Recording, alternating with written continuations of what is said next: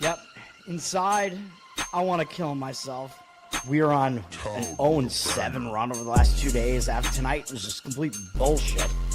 So that's how I'm going to start off this show. Horrible Sunday, 1-5. I don't even know what to tell you about that. I just don't want to do this anymore. I've never seen anything like this, man. With the slump continuing, 2 straight losses, not a good day at all. 0-4.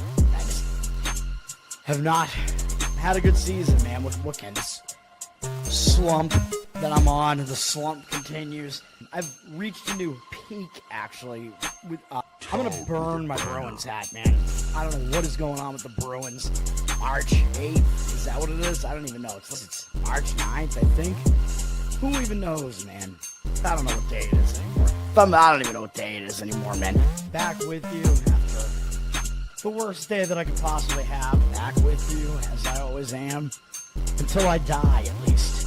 0-2 yesterday, and yesterday did not go well for me. 0-5. The worst month that I've ever had in my 18 years doing this. I don't know what to even tell you about this anymore. Broke the slump yesterday as the slump discontinues. The slump continues. Somebody fucking kill me, please. I don't even know what I should do at this point other than potentially end it all. What's up, everybody? It's Toad back with you. Toadstool Sports. Sunday, March 8th. I didn't change I got to change the title on this. Oh, my God. I'm going to fix it right now. Yeah. Dude, I copy and paste, and I'm like, oh, crap. I forgot to update the dates. I'm doing it right now, though. Yesterday, we did all right yesterday. We went 2-1-1. Is that what it was? I think it was 2-1-1 yesterday. I'm pissed because the one loser should have been a winner. Well, I'm not going to say it should have been a winner, but it would have been if I got the better number on it. We did get the win with Georgia Tech. They almost won the game outright. That was no sweat with Georgia Tech on the cover of that huge number there. I was right about some of the other basketball games. Unfortunately, I mean, that's what happens when you have so many games on the board, and then, yeah, you wind up being right about more of them than you're not right about if you know what you're doing here.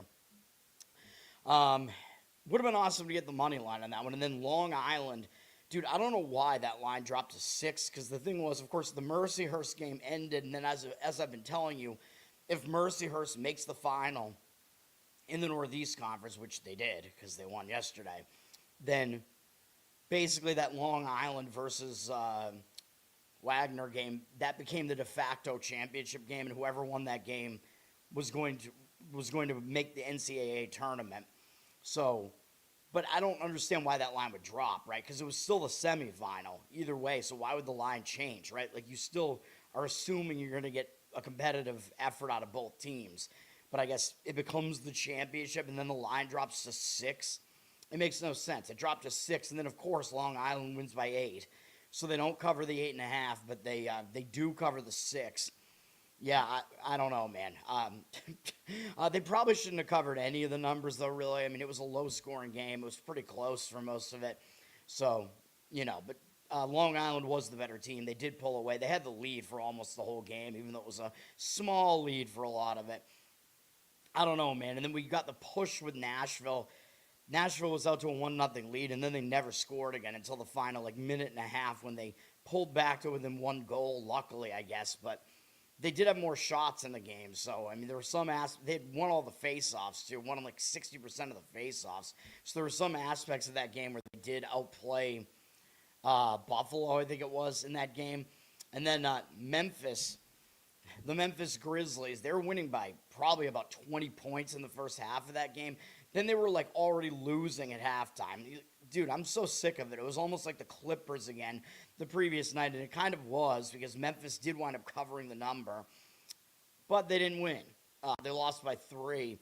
They did have a lead late in the game. They were still right there in that game for the rest of the game. I don't think it might have been a wire-to-wire cover. I'm not even sure there was ever a point where they weren't covering, but I don't know because I didn't pay that much attention to it. Anyway, I'm going to give out 5 plays today, 2 college basketball, 1 hockey, 2 NBA. We'll see the NBA is a little bit questionable, but, well, dude, NBA, end of season NBA, you really have to, because, the nature of this thing is you're going to wind up on a lot of bad teams. You have to figure out, is this bad team going to give you effort in this particular game? You know what I mean? So you have to try to gauge that. So we'll see. And I'm already not having a fun recently because the book that starts with a B, which is a newer one around here, it just so happened that most of the winning bets that I've had over the last few days or whatever were all with that book, including Georgia Tech yesterday, and now I'm limited there, so that's great. I don't know, man. I don't even know if I want to keep doing this anymore. It's not fun when you have options taken away from you. Yeah, I mean, there might be no way of even continuing to do this anymore, man. I mean, I'm going to continue to do the show, but we'll see. I don't know, man. I mean, plus, I just got back into it after you guys know because I didn't have my money freed up. It took a while, to get that, and now I come back, and it's almost like it's this almost newer landscape, which, I mean, we've only had this particular landscape for a little while now with all the online landscape, let's say. But, we'll see, because Massachusetts is about to bring a law in that the book has to tell you why they're limiting you. You know what I mean? And that law is not in effect yet, so I don't know. All right. Let's get into college basketball, man. This is the last day of the regular season of college basketball, but we're going to talk about all the conference tournament games, of course. Starting with Campbell and UNC Wilmington. I told you guys Campbell was going to win yesterday against Stony Brook. Stony Brook, not a good team. So Campbell has a game under their belt in the tournament. And, I always talk about things like that. When a team has that game out of the way in the tournament, they're used to playing in that venue now. These games all in Washington, D.C., that is an advantage to that team. Campbell did not do too badly against UNC Wilmington. They lost both games during the regular season, but they only lost by 3 and 5 points.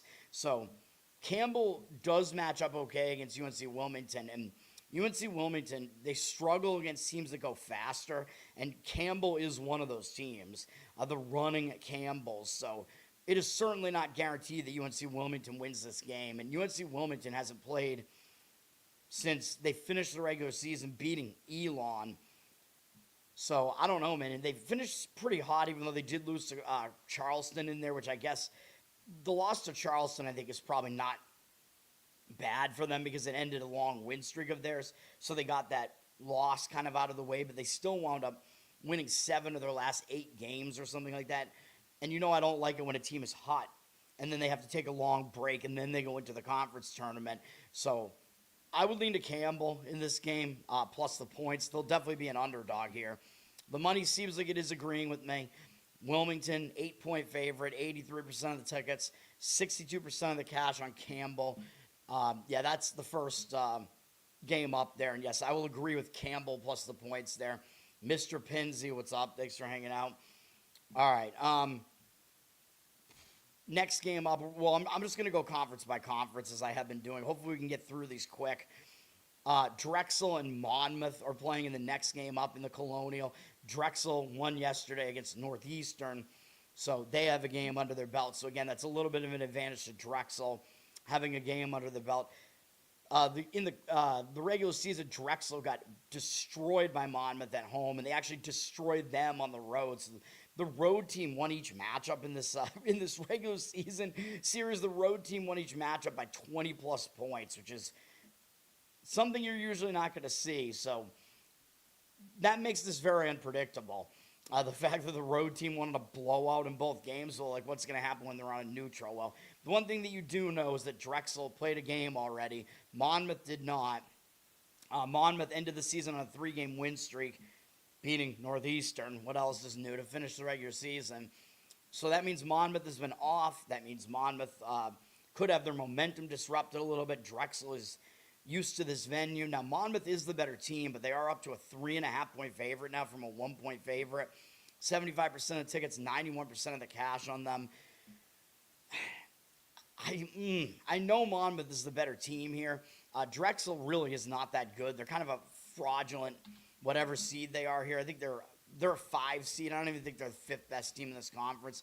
They're good on defense, though. That's the thing. So Drexel will be getting points as a pretty good defense here.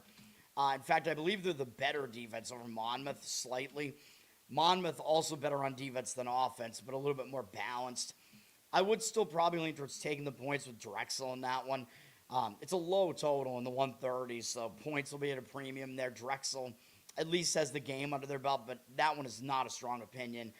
The next game up almost made the card for the show today. Towson and Charleston. Again, from Washington, D.C., in the Colonial Conference. We're in the quarterfinals. I think Towson got a game under their belt yesterday. They beat Hampton. Not an impressive win against one of the weaker teams in the conference, but I like that because you get that game out of the way, you win, you can move forward, you have momentum. Now they're playing Charleston. Believe it or not, Towson actually won the one time they played this year. They won. Towson beat Charleston at home. So Towson, they can match up against Charleston. The other really good thing about Towson is they're a good defense. So they can definitely defend. They're a top 100 defense in KenPom, but they're not good at scoring, and they are kind of an unlucky team. They slow the game down, and that's what they're going to try to do here because Charleston wants to go a bit faster, more of a mid-tempo team. Charleston's definitely the better offense here. They're more balanced. Believe it or not, Charleston's actually better on defense than offense themselves, but Towson is the better defense here. They're going to be the underdog getting points, and Charleston is the 18th luckiest team in the country, according to KenPom, and Charleston has not played in this tournament yet.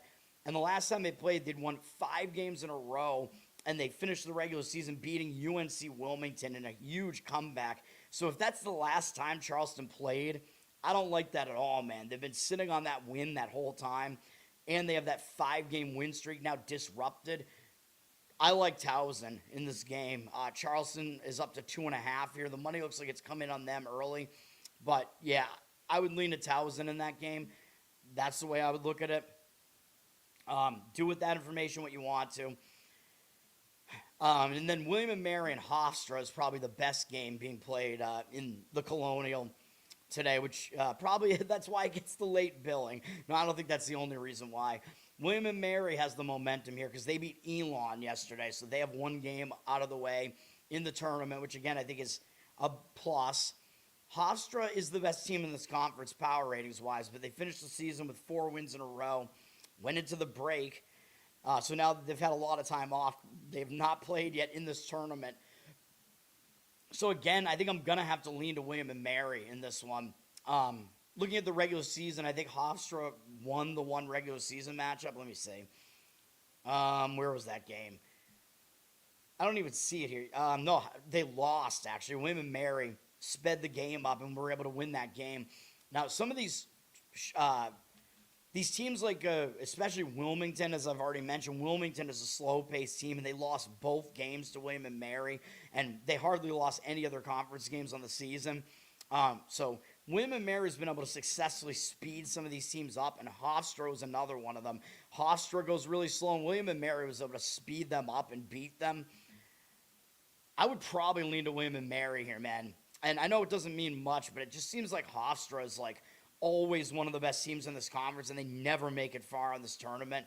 Maybe because they always get a higher seed, and they come in cold, and then they lose right away. It's just the nature of this tournament structure. And the tournament structure, even though you'd think the tournament structure would set up better for these slower-paced teams, though, like for Charleston, they need to kind of rely on the offensive timing. They play a little bit faster, so them losing momentum is going to hurt them more. Hofstra, I think, being a slower-paced team, losing the momentum won't be as bad for them.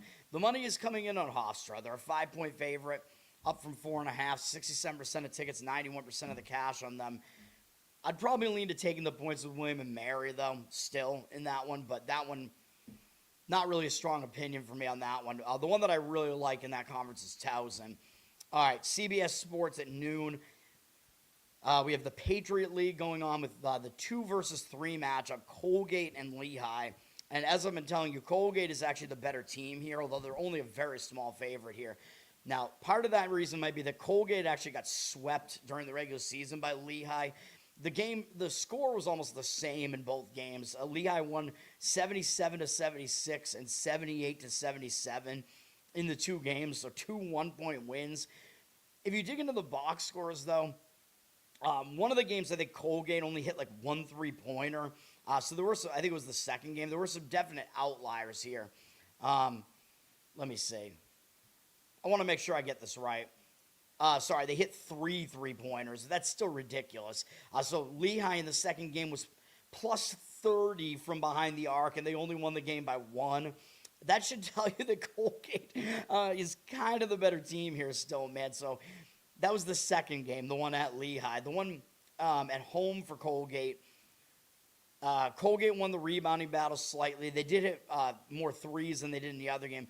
Obviously, Lehigh is the team that hits more threes, or that take more threes, I should say, and they did in that game too, and won the 3-point battle. That game was, legitimately closer, though, on the stat sheet, but that second game was really a major outlier. Colgate should have won the game at Lehigh, probably. It was just Lehigh hit way more threes than they did.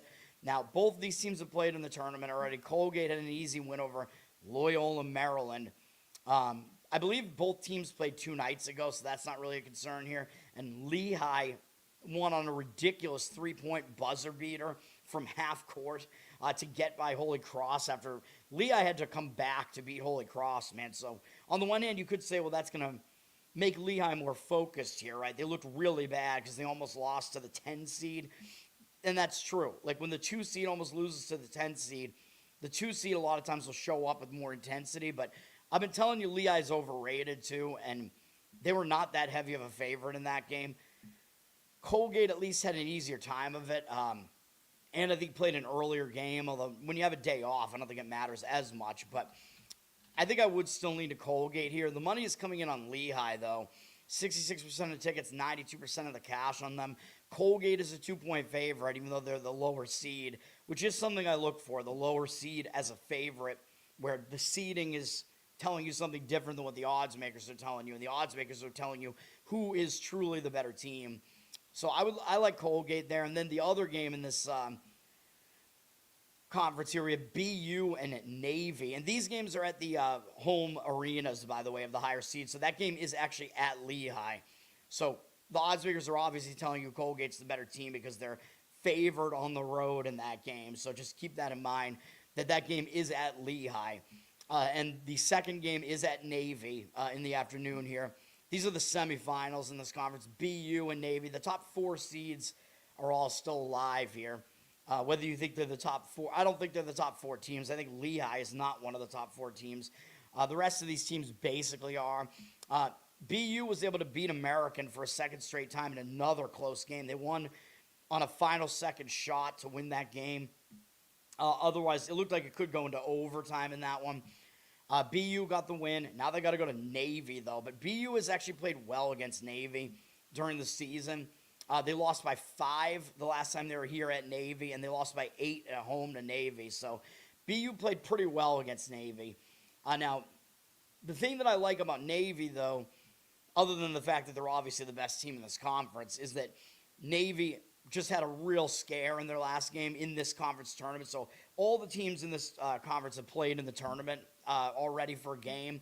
And Navy just barely got by Bucknell. They were losing that game at halftime, man. So Navy barely got by Bucknell. So a lot of times when you have the better team, there was a big favorite that barely escaped. A lot of times they'll give you a much better effort in the next game. Now, if you look at the money, though, it is coming in on BU. Now, Navy is the better defense here. BU is the better offense. BU has played well against them this year. Navy, 7-point favorite here. 88% of tickets, only 55% of the cash on Navy. So the money is coming in on BU. I don't know. I kind of went back and forth on this game. I think I would still kind of lean to Navy, though, because Navy knows that they didn't do that well the last time they were here against BU.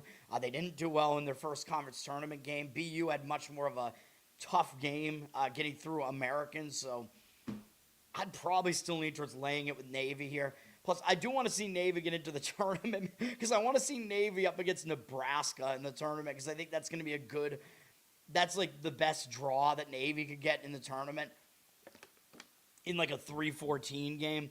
Because Navy, I do still think Navy's overrated, though.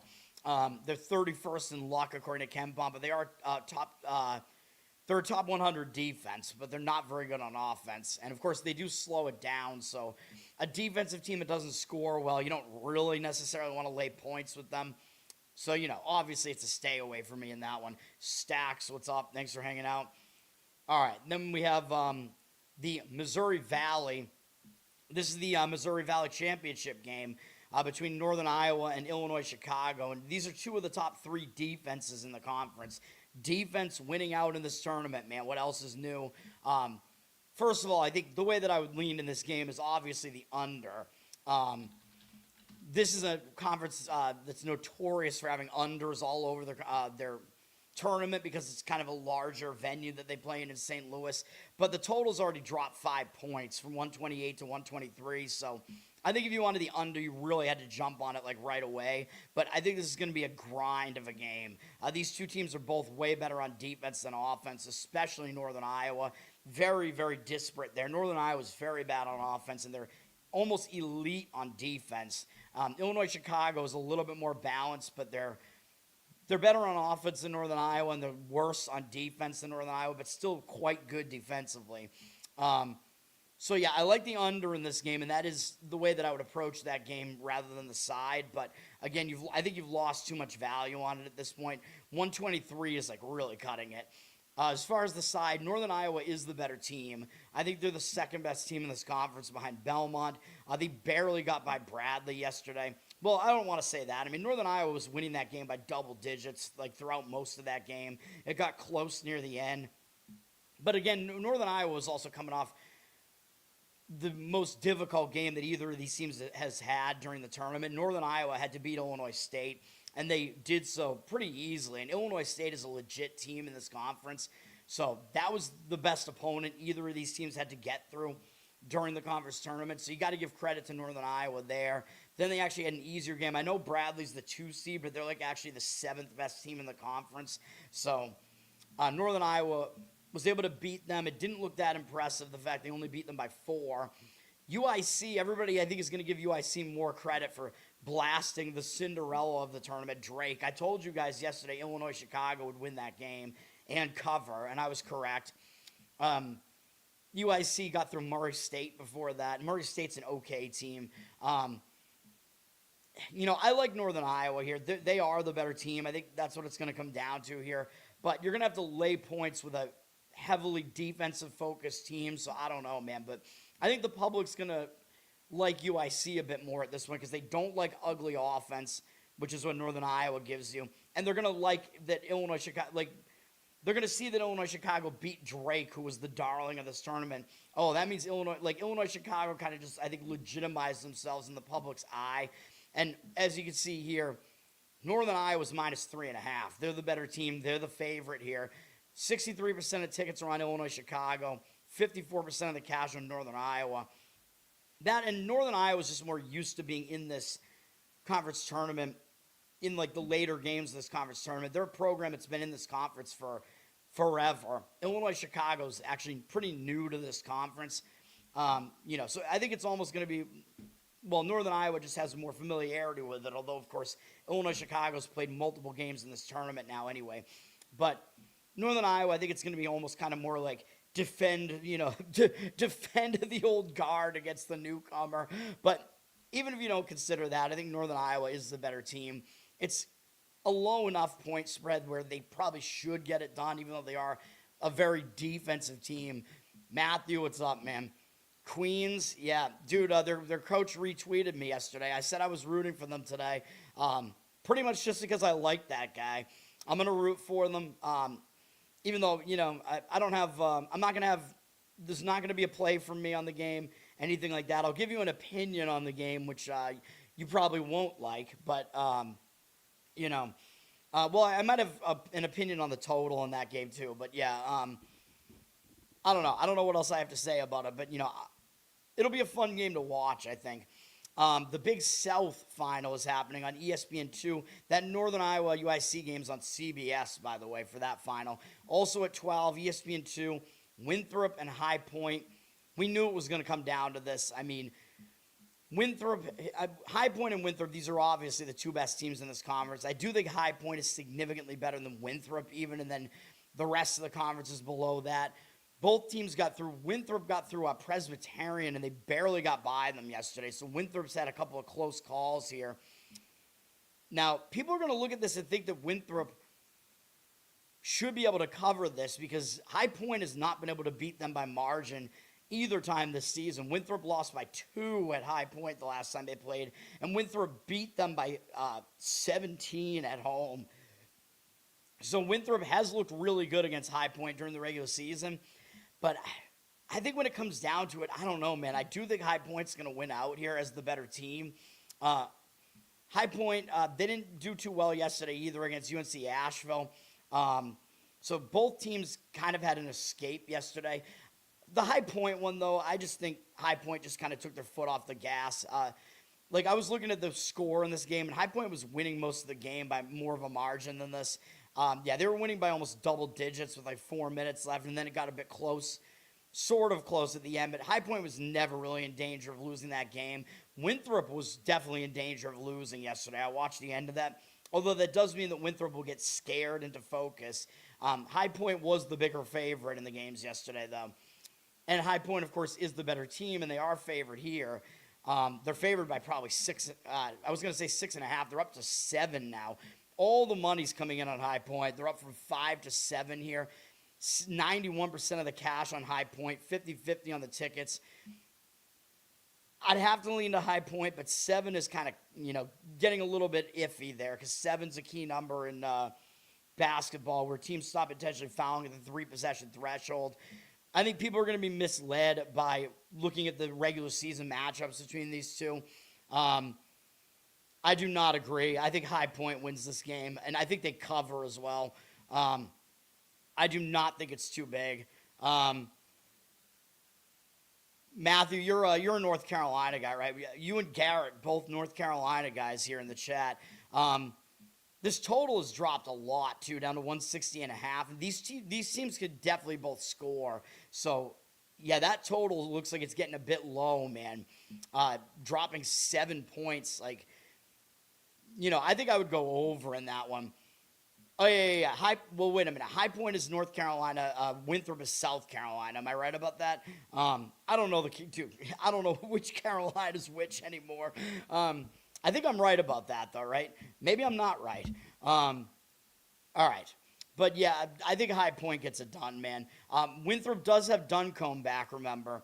So they do have their big man back, their best player. He made a surprise appearance later on in the game 2 games ago where they should have lost to Charleston Southern. Dude, the public kind of leaning towards Winthrop is kind of ridiculous with the fact that Winthrop absolutely should have lost the game to Charleston Southern, but it's like people don't even remember that anymore, even though that was 2 days ago. The refs absolutely helped Winthrop out in that game. They were down 7 with 40 seconds left, so they could already be gone. Duncombe, I still don't think he's 100%. I watched some of both of the Winthrop games there.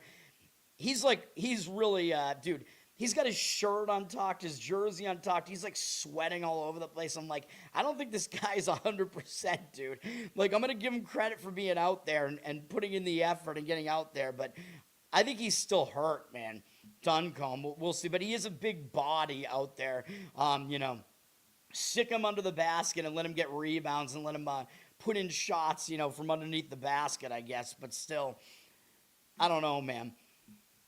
Although I will say that, from an NCAA tournament perspective, I think Winthrop, it depends on who they would match up against in the NCAA tournament, but because Winthrop has that guy, if he is a little bit healthier by then, they might actually be more dangerous in a tournament setting against some team. If they draw some, big conference team that doesn't really have the size, I don't know, man. Although High Point is, High Point doesn't exactly have the size to match up against that guy either, though. So I think that's kind of been that's why High Point has struggled against Winthrop, is I think they don't have the size to match up against him, but he's not playing at 100% right now, man. Dirty Sock, what's up? Yes, thanks for hanging out.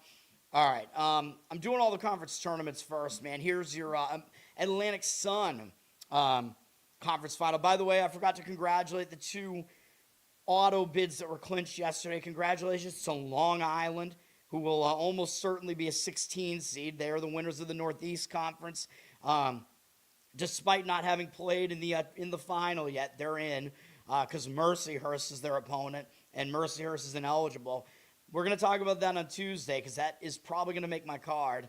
And then congratulations to Tennessee State, who had an easy game last night against the fraudulent Morehead State. As I've been telling you, Morehead State just lost one game too late, man. They should have lost to SEMO. It would have been a more interesting final if it was SEMO against Tennessee State. But Tennessee State, they were the best team in that conference when it came down to it. They're going to be one of the really low seeds as well, though, like a 15 or a 16. But congratulations to them. They are in. The Tennessee State Tigers and the Long Island Sharks are both in. So there you go. All right. Here's your Atlantic Sun Conference final here. Queens and Central Arkansas.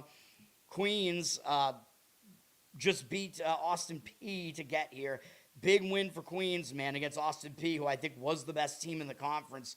Queens was able to get by them. I didn't think that was going to happen. I thought Austin Peay was going to beat them. That's not what happened. Queens led the majority of the way. It was pretty close until Queens pulled away at the end. Austin Peay did not shoot well in the game. Queens hit a lot of threes, and that's what did it. Queens, by the way, still terrible from the free throw line, apparently. Austin Peay, by the way, not a good sign that Austin Peay was at the line way more, and they still lost the game. Although Austin Peay dominated the rebound battle, and that's not a good sign for Queens. Because I always like to look at who won the rebounding battle, because the paint presence is a factor that is bigger, and it doesn't really change, because it really just has to do with your physicality and size there. Queens isn't really that type of team, man. They shoot. That's what they do. They're heavily focused on offense. They're not a good defense, and that's the problem. They're 80th on offense, according to KenPom, but 324th on defense. That's really bad. And they play fast, so they're one of those teams. You know I don't like teams that are that style. Dude, I love their coach. I love Grant Leonard. Awesome dude. Love that he follows me. Love that he retweeted me yesterday. I'm going to root for Queens because he follows me. From my rooting perspective, I'll root for them. But from, actually trying to pick who's going to win this game, I can't get on board with a team that plays that style, man. I'm sorry. Even though I know that's either the coach's style or that style fits, the players that team has. But Central Arkansas is just the more balanced team, man, and they are the better team here. They are the second best team in this conference behind Austin Peay. I think Queens is fourth. But if you look at the power ratings, I think they're behind Lipscomb in the power ratings. Central Arkansas beat Florida Gulf Coast yesterday. I thought they would because they had a bad game against them the last time they had played them, and they are the better team over Gulf Coast. So Central Arkansas was able to get through that game. Central Arkansas, they're just more of the balanced team here, man. So Central Arkansas, they're very balanced, actually. They're right in the middle of KenPom's rankings and everything, defense and offense. They are lucky, although I think they're still, they're less lucky than Queens still. And Central Arkansas is more of a mid-tempo team as well. Yeah, both these teams are lucky according to KenPom, but I believe Queens is the more lucky team. Did I get that right? Yeah, by two spots. Yeah. This game. All right, we'll look at the side. I do lean to Central Arkansas. They dropped from 3.5 to 2. Now that it's at 2, I think the money line would be the way to look at Central Arkansas. 65% of tickets, 90% of the cash on them. The money is coming in on them. I also don't think I would really disagree with an over, even though I would almost want to blindly play unders in championship games, because the championship game, usually teams are going to focus more on defense. They're going to take fewer risks, not want to make mistakes. But in a game like this where you have one really bad defense and a really good offense, really, for Queens, I just think a Queens game is just I think more often than not is going to go over the total. And now that the total dropped to 156, you're getting value on it. The initial money, the steam was on the under, though. But, in that case, I don't think I really agree with it. But we'll see what happens there, man. When you look at what do these teams do during the regular season, they did play twice, I think. Central Arkansas won by 10 at Queens, and they beat Queens at home by 5 the last time. So now Central Arkansas probably didn't cover that number. Let me see. No, they did. They're only 2.5 at home. That doesn't make any sense because Central Arkansas is the better team. I can't believe they're only 2.5 at home. I don't know. DraftKings, I don't know what was going on with that number, but I expected that they were like 5-6 point favorites at home. So I don't know. The fact that they were 2.5 at home and they're two here on a neutral, it almost seems like that makes the 2 a little bit too high. And I think maybe that's why the 3.5 dropped to 2.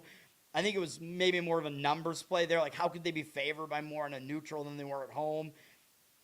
That type of thing. And I would agree with that sentiment, but I do still think they're the better team here. And this game is in Jacksonville, Florida, by the way. So, the site doesn't really help either team. The Winthrop and High Point game is in Johnson City, Tennessee, by the way. So, again, no real location edge for either team there. Yes, sir. Dude, of course I'm going to root for the guy who follows me on Twitter, man. I got to do it. I have to do it. Plus, I said I would when I tweeted it out. And I don't have a play on the game. So, I have my opinion on the game, but, like who I think is going to win. But, I don't think it's a strong bet. So, there you go. So, yeah, I'll root for Queens. By the way, whichever team wins that game will make their first appearance in program history in the NCAA tournament. So, congratulations to both of those teams for getting to the final here. But whichever team wins, neither team has ever been to the tournament before, neither program. So there you go. I think Central Arkansas for the women's has been in their tournament before, but the men's team has never been there. By the way, Central Arkansas, their women's team name is the Sugar Bears, whereas the men's team is just the Bears, which is probably even gayer, to be honest. But and the fact they're purple, but no. Well, dude, you know what's wild? Purple is the color of royalty, but it's Queens who are the Royals. What's up with that? They don't have the royal color. They're like navy blue. Well, navy blue is a royal color as well, though. Well, not as royal as royal blue, I guess, for the Kansas City Royals. I don't know. Dude, my mind is going everywhere right now. And Queens' logo is a lion, though. All right. I got to get through the rest of these conference tournament games first, man. The Horizon League has a game here. The Horizon League, dude, their tournament structure is so weird. So you remember, like, they have multiple days off between a lot of their rounds in the tournament, which is interesting in a way because it means the team doesn't have to play like 4 games in 4 days, 5 games in 5 days, like Georgia Southern is going to have to here. Now, the way that Horizon League tournament is structured is the bottom 2 seeds that I think advanced have to play each other, and that's this game, I'm pretty sure. It's the 7 versus the 5. And then I believe the winner of this game is then going to play the number 1 seed, I think, who's still alive, Wright State, and then I think the 2 and the 3 already are set up to play each other. I think that's how it works. So, because I think those are the teams that are left. So I think the 2 and the 3 are Robert Morris and Detroit Mercy. Detroit Mercy, I don't think is very good. But I think that matchup is already set to be played. And then I think the winner of this game is going to play Wright State. So, I don't know. This conference tournament is insane. But Northern Kentucky did get a win over Oakland. And I did say whoever won that game I thought might be able to make a run in this tournament. Because Northern Kentucky's not that bad. They're not the 7th best team in this conference. They're probably a top 5 team in this conference. Oakland was as well. And Northern Kentucky beat them by 1. I thought Oakland was a decent shot to make a run here because their coach is really experienced, whatever. But Northern Kentucky got the win. Now they're playing Green Bay, who, you got to give Gottlieb credit, even though I think he's an insane person. You got to give him credit for the turnaround that he has, made for this program here at Green Bay. You know what I mean? They won like 3 games last year or something like that, probably. And it was probably more than that, but they had a really bad season last year. And he said he was going to turn them into a winning team this season, and he did. So you got to give him credit for that at least. But I don't know if Green Bay is going to get through this one, man. They beat IPFW. So, yeah, both these teams have won a game in this tournament. This tournament now has moved to a neutral location. So, in the first games, the home team hosted the games, I think. but now all the games are in Indianapolis now, which I think actually helps Northern Kentucky location-wise because that's closer to Indianapolis than Green Bay is. I know Doug Gottlieb at the end of Green Bay's game was shouting out to the crowd, telling, oh, you Green Bay fans, get in your RVs, get in your Winnebagos, and, that's what he said, get in your Winnebagos and head to Indianapolis now. Green Bay, they'll have decent crowd support in the game, too. I think Northern Kentucky is going to benefit from the location a little bit, though. Now, as far as what this line looks like here, Northern Kentucky is the favorite. So even though they're the 7 seed and Wisconsin Green Bay is the 5 seed, or just Green Bay now, it's one of those situations where the lower seed is actually the better team, according to the odds makers. Northern Kentucky is around a 2.5-point favorite at this point. 79% of the tickets, 80% of the cash on them. I'm going to lean in Northern Kentucky here, man, even though it looks like they're kind of the public side here. I don't know that the public is really getting heavily involved in this particular game. I think Northern Kentucky is going to get it done. I think Gottlieb is going to drop out finally. I think the experience factor or inexperience factor might catch up to them here. Northern Kentucky, as you can see here, they are actually the better team. That's probably the way that I would go in that one. Looking at what they did in the regular season against each other, Northern Kentucky lost the last matchup at home to Green Bay, so they might actually make some adjustments to show up here. Northern Kentucky, the one thing I don't like about that is that Northern Kentucky hit 12 threes and they still lost the game in overtime, so that's not a good sign. Green Bay did out-rebound them and had the lead for most of the game, so that's not a good sign for Northern Kentucky. I will say that. Green Bay was the better team in that game. They out-rebounded them. Northern Kentucky lost both regular season matchups, actually, but they lost in overtime at home by 3, and they lost at Green Bay by 2 earlier in the season. So take from all that what you want to, man. Northern Kentucky was the favorite in both games, though. Green Bay shot really well in the game at home. So Northern Kentucky, even though they did get out-rebounded, that's the thing. Northern Kentucky, they're not the better rebounding team here, so I don't like that. Even though they're the better overall team. But, yeah, I don't know. I don't think I could jump on a team that isn't the better rebounding team, though, even though my opinion is that they probably do win the game. But,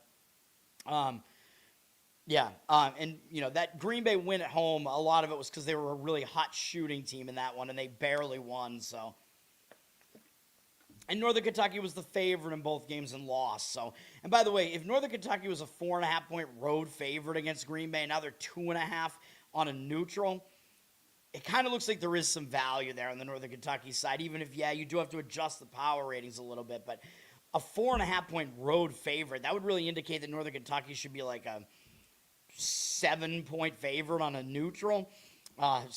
Which that would be too high, but 2.5 is quite low. All right, ESPNU at 4 p.m. We have, the semifinals are on ESPNU for the SoCon. 4 teams left in the SoCon. The first game up is Western Carolina and East Tennessee State. All these games are in Asheville, North Carolina.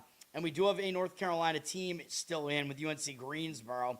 And Furman, who I believe is in South Carolina. Am I getting the Carolinas right? I think they're not too far away from that location either. Well, and I guess Western Carolina, wouldn't be that far away either. So, really the location, because Asheville's kind of like in the Appalachians, right? The Appalachians. So I think all of these teams are actually not that far away. East Tennessee is not that far away either. So location-wise, I don't think it's that bad for any of these teams. Now, what I think East Tennessee is probably not thrilled about is the fact that they have to play Western Carolina here, and they actually lost both games to them during the regular season. East Tennessee only had 5 conference losses.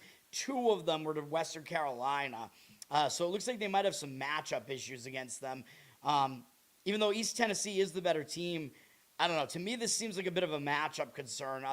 The games were close. They lost by 4 on the road and 2 at home. So maybe East Tennessee will make some adjustments here.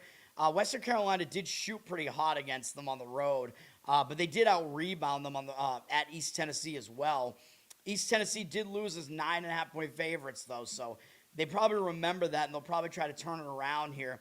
Now, the fact that that was the last time they played each other, although it was pretty early in the season still. And if East Tennessee was 9.5 at home, on a neutral, you're going to see in a minute they're 3-point favorites here. Really, they should be, if you think the 9.5 was accurate, they really should probably be like 6 here. So it looks like there is maybe some line value on East Tennessee, but the money is still fading them here.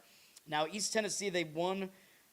Both teams have played in this tournament already. East Tennessee beat the Citadel, and they didn't look that good in doing so. But I like, a lot of times the team will come in rusty. I do like it when the better team looks bad and they still escape. A lot of times they'll play better in the next game. Western Carolina beat Mercer, which is a much better win. Mercer's a better team than the Citadel. So Western Carolina had a more difficult game there. I think that was the 5 versus 4 matchup. East Tennessee is the 1 seed here. They are the best team in this conference. Now, from that perspective, yeah, East Tennessee would make sense from the line value perspective. They make sense from the situational angle where they didn't look that impressive against a much weaker team. Western Carolina just beat a better team, and Mercer, I think Mercer was a slight favorite in that game probably. So, the situational setup does say East Tennessee State here, but all the money is saying otherwise. Even though they're only a 3-point favorite, 56% of the tickets are on East Tennessee and 81% of the cash on Western Carolina. So it seems like a lot of the real money likes Western Carolina to potentially pull off the upset here, or at least cover. But if they cover, they're probably winning the game here. So it's very, very interesting. This conference, East Tennessee is the best team here, but this conference has been a down conference this year. They're usually a really competitive conference, but they're a good conference. This year, I would say they're still competitive, but they're not as good of a conference this year, man. So we'll see what happens with that one. Pete, what's up, man? East Tennessee State just up I-26 from WCU. So these teams are rivals, I guess, in a way, because they're close geographically. I didn't really know that. All right. Well, that does make sense, though, because Western Carolina is on the border of East Tennessee. So, all right.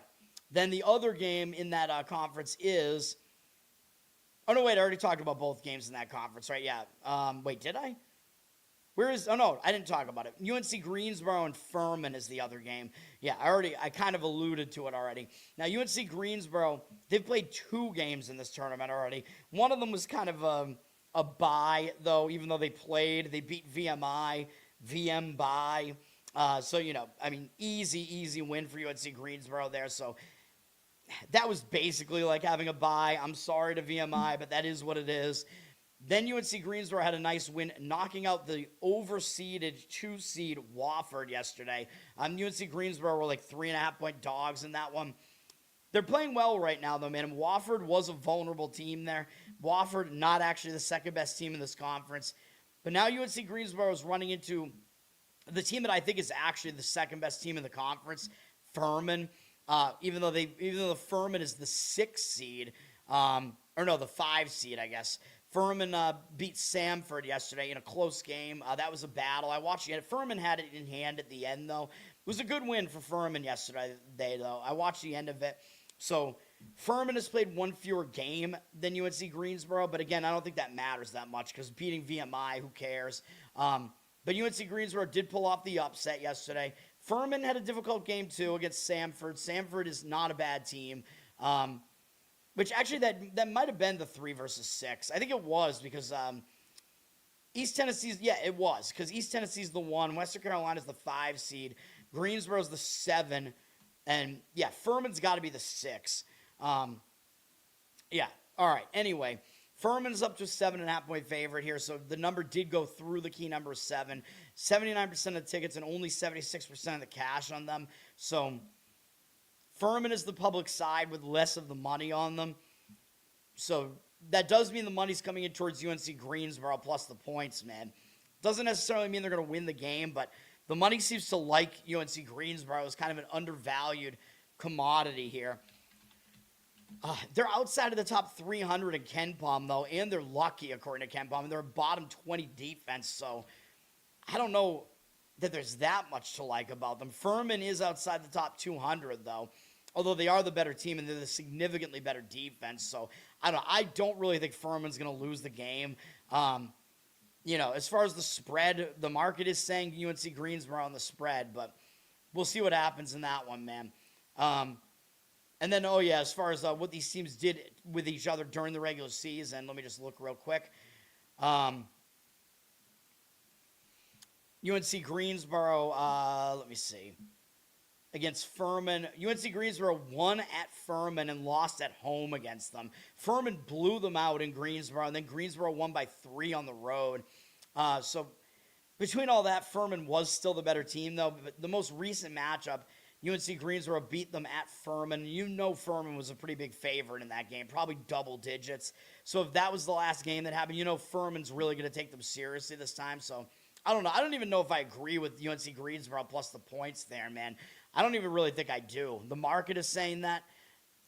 I kind of slightly disagree with it, but of course that's not a play that I'm giving out. I haven't given out any plays yet, I don't think, on the show.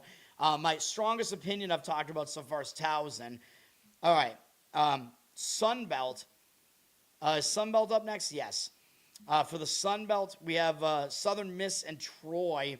Southern Miss has won 3 games in the tournament already, beating JMU, Texas State, and App State yesterday, pulling off an upset of a very good defensive App State team. Southern Miss getting the win there. They're riding the momentum, man. But now they're playing a 4th game in 4 days, and that's what happens with these wide-ass tournament brackets, you know what I mean? But a lot of times the team will get momentum, and they'll keep going, and you see that happening with both of these games today. You have a team that's gotten hot and run through a bunch of games. Troy is the best team left in the conference. I think they were actually the 2nd best team in the conference, behind Arkansas State, who lost all the tiebreakers and had to be the 7 seed. Troy is the 1 seed. They wound up ahead of everybody else because they got to play UL Monroe in the final week. Troy hasn't played since then, which I don't like because that means Troy's coming into this game after a long layoff. So I think that's bad. They don't have the momentum.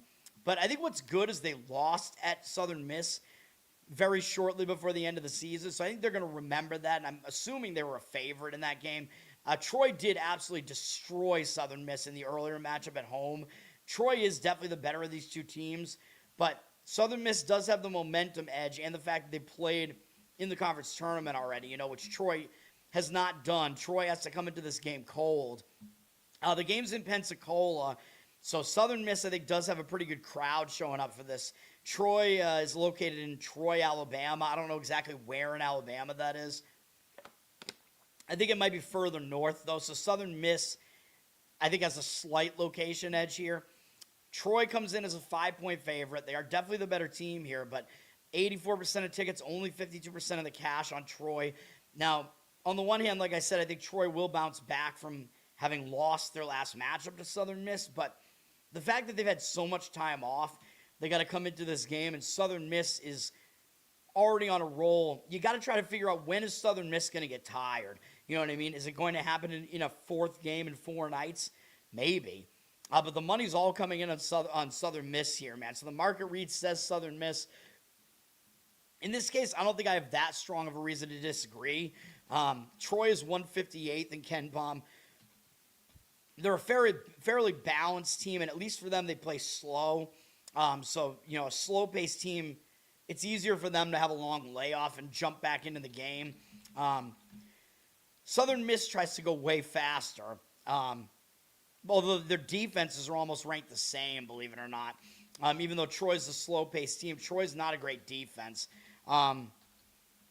In fact, believe it or not, Southern Miss is actually the better defense by 6 ranking spots. Southern Miss is a lucky team, though, according to Ken Palm. But they're not that much worse than Troy, really. They're almost in the top 200. Like, this is not a good Sun Belt conference, man. So, Troy's in, dude, L.A., I thought you meant Louisiana. I'm like, no, they're definitely in Alabama. Dothan, Alabama. Troy is in Troy, Alabama, right? I think the name of the town I thought the name of the town was Troy. I don't know. I don't know. Usually I know. I'm usually good at geography, and I know a lot of sports. You own land there? Whoa, all right. Well, I will trust you on that. All right, so maybe Troy will have a good crowd at that game then. Anyway, I'll slightly agree with taking the points with Southern Miss. They are the better defense, technically, and they're getting points. So I like that at least, and they have the momentum. Not a strong opinion. And then the other game in that conference is Georgia Southern and Marshall. These games are still only on ESPN+. Marshall is the 2 seed, so these are the semifinals in this conference. I don't think Marshall is legit, man. Marshall's very bad on defense. Believe it or not, they lost both matchups to Georgia Southern, and they lost handily, and that's who they're playing this time. They lost by 14 and by 17, and even though I think Georgia Southern is an overrated team, I think Marshall also is. Georgia Southern, the last 2 games that they've had, they got a good path here, man.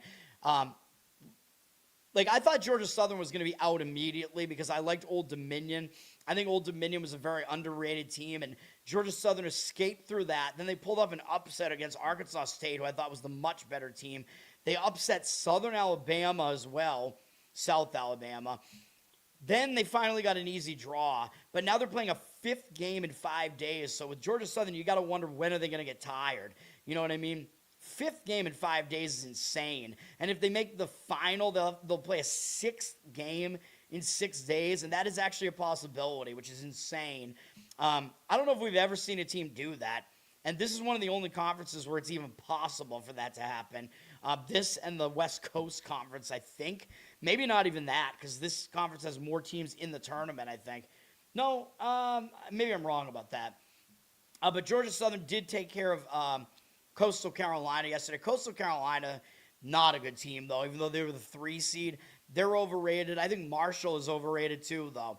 And Marshall has to come into this game cold.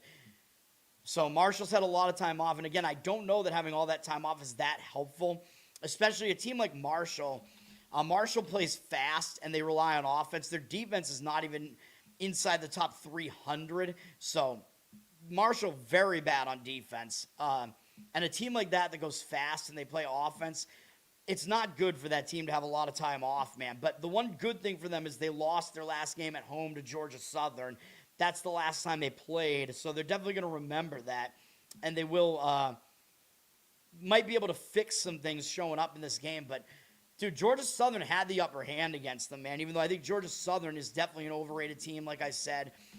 Georgia Southern's really bad on defense as well. In fact, even worse than Marshall. 68th in luck. They also play fast. So we got a fast-paced game setting up here with 2 decent offenses and 2 terrible defenses. I like the over in this game, to be honest. The only problem is that Marshall having that long layoff might mean that their offense is going to start slow.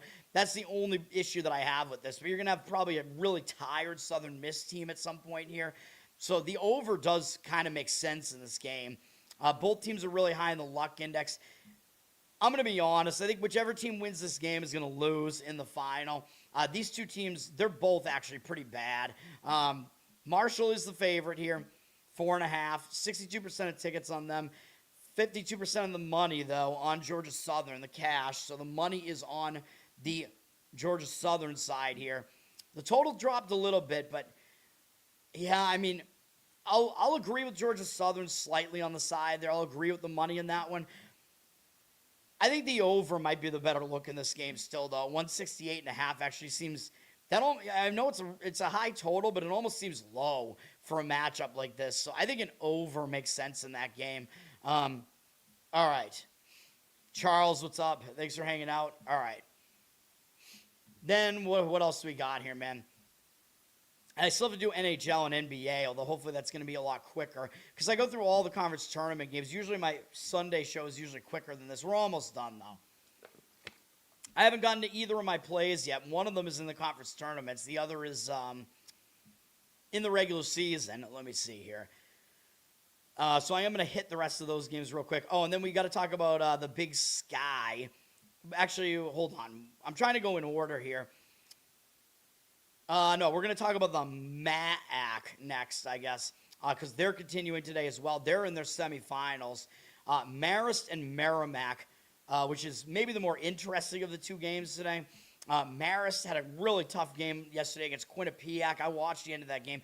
Marist was winning that whole game pretty much. They were winning by margin in that game, and then they let the lead slip, and they almost lost. It was a tough game at the end of it, man. It was very close at the end. So Marist is coming off a more difficult game, so keep that in mind. Now, Marist, I don't know what the deal is. Like, I don't know if they match up really badly against Merrimack because they lost both games bad against Merrimack. They lost by 13 at home, and then at Merrimack, they got absolutely embarrassed. They lost by 25 points on the road. So Merrimack has absolutely handled them. Maybe it's a little bit misleading, though, and maybe Marist, maybe Marist will turn it around here. The fact that they got embarrassed so badly the last time they played them, maybe Marist is going to show up with a little bit of a better effort this time. Merrimack, interesting team. I mean, they're definitely better on offense than Marist. Marist is a terrible offense, but Marist is good on defense. Marist is just very imbalanced. Merrimack is a much more balanced team. Both teams like to play slow. So this is going to be a slow-paced game, which is why the total is crazy low in the 120s. I still wouldn't even disagree with an under here. The only thing is both teams did play yesterday, although Merrimack had a much easier game. They absolutely blew out a pretty bad Sacred Heart team who somehow got through Iona the game before that, which gave Merrimack a much easier opponent. I think Iona would have given Merrimack a run for their money, I think. But Merrimack got an easy matchup yesterday, but that means they got an easy game. So they're coming off the much easier effort. This game is really hard to predict. The money's coming in on Merrimack. They're a 4.5-point favorite here. 62% of tickets, 66% of the cash on Merrimack. I mean, I don't have really that much of a reason to disagree with it other than, it does look like Merrimack has just dominated Marist, but sometimes that can be misleading. But I think if you dig into the box score, Merrimack was the better team. It's just Merrimack doesn't have that much size, although Marist doesn't really either. Marist is the better defense getting points, though. And, sometimes I will look towards the better defense getting points. Under, I do think it's worth considering in this game. It's at 125 with some juice coming in on the under, 125.5, which I think is an appropriate line. The money looks like it is kind of coming in on the under there. That might be preferable to the side, to be honest. I think you're going to see both teams playing slow. As far as Merrimack, they're also better on defense than offense, but they are more balanced. They're also very lucky, according to Ken Plum. They're 12th in luck, and Marist is much unluckier, outside the top 200 in luck. It's just that Marist is pitiful on offense. Really good on defense. Almost the top 60 defensively, though. So it's an interesting matchup. And then the other game in the MAAC is Fairfield and Siena. Siena's not favored by too much here. These games are in Atlantic City, New Jersey, by the way. I don't know, man. I think that, and Pensacola, I already said Pensacola is where the Sun Belt is. But yes, this is in New Jersey. Dude, I think it's pretty odd that Siena's only laying 2.5 here.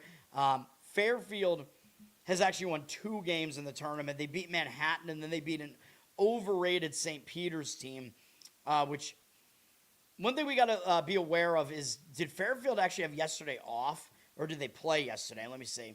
Yeah, they had yesterday off, so that's something to be aware of. So I think Merrimack might have too. Let me see. I don't know how the MAAC schedules their shit here. Yeah, Merrimack didn't play yesterday either, so yeah, that's actually an edge for Merrimack here. Merrimack had yesterday off, and Marist played pretty late last night, so Marist definitely is at a rest disadvantage in that game, so that's something to consider, man. That's probably part of the reason why some of the money is coming in on Merrimack there, so definitely something to consider. That's also probably why Siena is not favored by as much, because I think they played yesterday. So they kind of get screwed. Like, the higher-seeded team had to play yesterday. They didn't play that well against Mount St. Mary's, though they got through it. But the fact that Fairfield is the lesser team and Fairfield didn't have to play yesterday is kind of stupid, man. So I didn't consider that when I recommended Siena as a future in this conference tournament. Although, as I pointed out yesterday, I think for the future, I think doing the rollover makes more sense. I think I still like Siena in this game, though. Siena lost at Fairfield by 14 late in the season, the second to last game of the regular season, so that's fresh in Sienna's mind, and I think that was a pretty misleading result. They did win at home by 8 against Fairfield. The game on the road, Sienna was actually favored on the road at Fairfield, so that really kind of indicates they should be like a 4.5-point favorite here. The thing is, again, the numbers getting shaved down because Sienna is unrested here. They're now a 2-point favorite. 67% of tickets, only 57% of the cash on them. So the money is saying Fairfield here. I kind of think Sienna gets through this one. We'll see, though. I mean, this conference tends to be pretty chaotic. And again, having a setup where the higher seed gets screwed, having to, come in unrested. I think Sienna played the earlier game yesterday than Marist did, though. But we'll see. I think there is at least a little bit of line value on Sienna here. And the good thing for Sienna is they didn't play prior to that. So Fairfield did have to play 2 games in this tournament already. Sienna's only played 1. So I think that's fine for Sienna, to be honest. I mean, yeah, they played yesterday, but they didn't play for a few days prior. So you know what I mean? So not every back-to-back is as bad as every other. And the fact that they had a lot of rest before yesterday, I think the tiredness won't be there yet for Sienna. So I actually kind of would lean Sienna money line in that one. All right. Man, this is taking me a while. We do have the Southland Conference in action as well. The opening round in the Southland, I think. Houston Christian is playing New Orleans. Now, Houston Christian, I believe they beat New Orleans both times this year. They beat them by 1 at home, and they beat them on the road earlier in the season, I want to say. I think they did. Yeah, they did. They beat them by 9 on the road. But Houston Christian is not the better team, man. I mean, we're talking about a New Orleans team that beat TCU. Houston Christian, these teams haven't played since the regular season ended, although it ended not that long ago. Houston Christian finished the season winning 2 of 3. New Orleans finished the regular season losing 2. So one of them was to McNeese, though, and they almost won that game. So, and then I gave you guys Southeast Louisiana because New Orleans, I believe Southeast Louisiana was their last game that they played because they weren't going to make the conference tournament. So I gave you guys them in that game. That was a winner. So New Orleans kind of took an ugly loss there, but it was an understandable loss off that game against McNeese. A huge game for them there. So I think New Orleans bounces back. New Orleans is the better team here. This is a game where I dug into the box scores, and yeah, I just don't think it bears out that Houston Christian was really the better team. New Orleans is laying 5 points here for a reason. I would probably lay it in this one with New Orleans, but I don't really have that strong of an opinion on that one, but they definitely are the better team there. Then the second game in the early rounds of the Southland is Northwestern State and Nichols. These teams, I believe, only played once during the regular season, and Nichols won by 2 at Nichols, so it was a very close game. No, they played twice, my mistake. Nichols won both, but it was by a combined 5 points. Nichols won by 3 at Northwestern State, although I think Nichols is the better team. Northwestern State finished the season with 2 losses, though. Nichols is not favored by a ton here. They finished the season with a loss to McNeese. They did lose by double digits, though. This game, it's really difficult to gauge this one. Nichols is only a 2.5-point favorite here. I think they're the better team, though. And Nichols had a really difficult out-of-conference schedule. That's one thing. They battle-tested themselves intentionally out of conference. That's one thing you got to give to Nichols. They played Kentucky. They played Oklahoma State. Murray State, not a bad team either. Creighton. So they did play some pretty good teams in the out-of-conference. Probably better than Northwestern State did. Who did Northwestern State play? They played Texas A&M. They got drilled, though. They played Grand Canyon. So, they played a decent out-of-conference as well, I guess. San Francisco. I don't know. But, yeah, I think Nichols did battle test themselves a little bit more. They're 2.5 here. I would probably go with Nichols to get through that game, but that game is – I have almost no opinion on that game. Then we got Big Sky in action with the best teams in the Big Sky are getting into the action today. Idaho State won their game, I believe, last night. They beat Northern Arizona in the opening round. So that's a little bit of an advantage, man.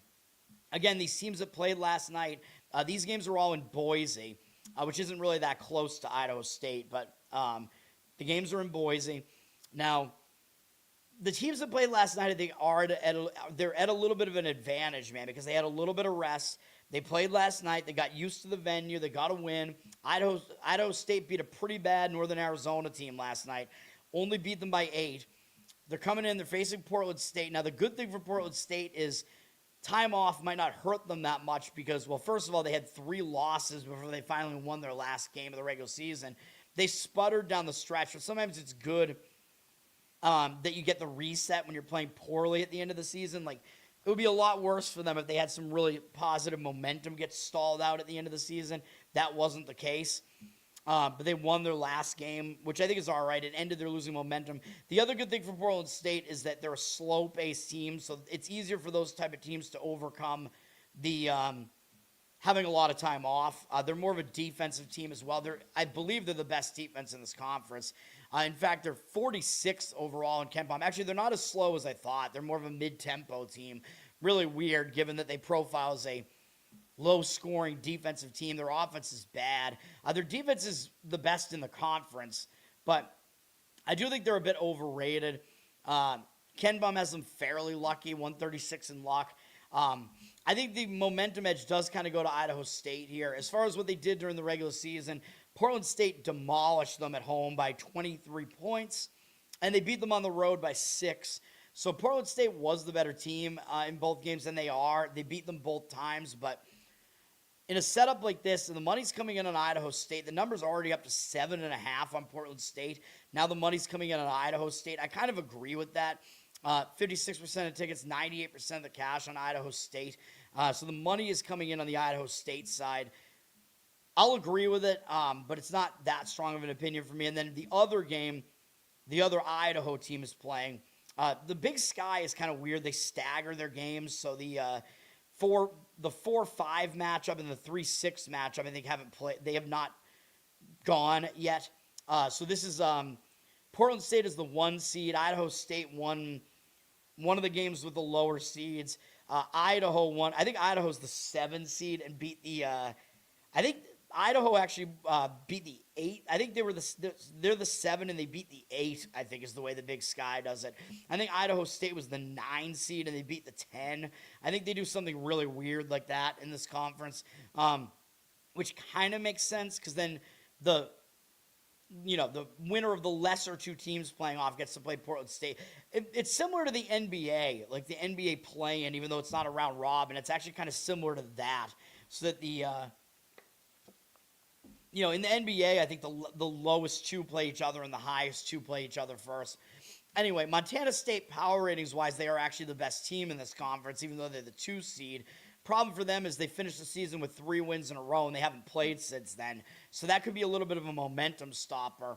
Idaho is better than Idaho State. Idaho is a legit team in this conference. I think they're one of the better 5, maybe 6 teams in the conference. They're seeded 7th, so that's not way off from how good they are. Now, they got a win last night, easy win. It was the later game. I watched a little bit of the end of that against Sacramento State. Easy win for Idaho. But that means they have a game under the belt. They didn't have to exert themselves. I think they do have an advantage coming into this one. I think they could maybe give Montana State a little bit of an issue here. Montana State's only a 2.5-point favorite, believe it or not. 75% of tickets and 74% of the cash on them, so they're also public. Yeah, I'll lean to Idaho in this one, man. Idaho is not that much worse than Montana State. These teams split the regular season. The home team won each matchup. Idaho won at home early in the regular season by 3, and then Montana State won at home by 7. So the games were both pretty close. Yeah, so that's the Big Sky for you there. We do have a final on CBS Sports late at night. We have the final for the Summit League. I should have talked about the West Coast, but whatever, I'll get to that. The Summit League, North Dakota got the ridiculous comeback upset win as a double-digit dog against St. Thomas last night. North Dakota is a false 3 seed in this conference, man. I think they're like the 5th or 6th best team power ratings-wise in this conference. That was an absurd upset. I think they're going down in this game. They played the later game last night. They pulled off a double-digit upset. I know they're playing their rival here, but North Dakota State handled them real easy both times this year, which I guess might mean North Dakota State will take them for granted a little bit, but this is the championship game, and North Dakota State will show up. They're the better team. North Dakota State won the first game at North Dakota by 17, and then they won at North Dakota State by 33. So North Dakota has been completely non-competitive in both games against them. They're coming off a monster upset that the game wound up being decided by a free throw. And, I mean, it was a foul. I mean, I guess you got to call it, but it's ridiculous to win the game on a free throw with 0.1 second left or whatever it was. The free throw shooter that won the game is like a 56% free throw shooter, too. So, for North Dakota, absolutely sad and ridiculous to see St. Thomas lose that game. The game looked like it was over for most of it. St. Thomas had a double-digit lead in that game. I have no idea how they blew that game. North Dakota State beat Omaha earlier in the day yesterday. Easy win for them. They won as a favorite, whatever.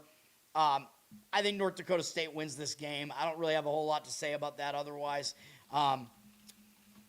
North Dakota State's also getting the money, even though they're 9.5-point favorites. 71% of tickets, 79% of the cash. I wouldn't even disagree with it. I know the public is probably going to be on that side too if they look at this game, but yeah, I don't see them losing that game, to be honest. North Dakota, yeah, they're an overrated 2 seed, man, by far. North Dakota State is the second best team in the conference to St. Thomas, and they are the 1 seed, and they're not that much worse than St. Thomas. Portland State, yeah, they're an illegitimate team. Portland State, they're going to lose in this tournament. I kind of like Northern Colorado to bounce them. I don't see Portland State winning that conference at all. North Dakota State, I'm pretty sure they will win. St. Thomas obviously blew it. All right, West Coast Conference to finish this off. They get the ESPN2 billing, and we're in the semifinals. We're in the quarterfinals. My mistake. It's always 2 games every night, so it confuses me with these wide brackets. The 4 and the 3 seed are jumping into the fray here, though, in the quarterfinals. We got San Francisco and Oregon State. San Francisco wound up being what seed did they wind up getting? I don't even know what seed they wound up getting, but I think San Francisco has an advantage here, man, because they played 1 game in the tournament already, and they had an easy win against Portland.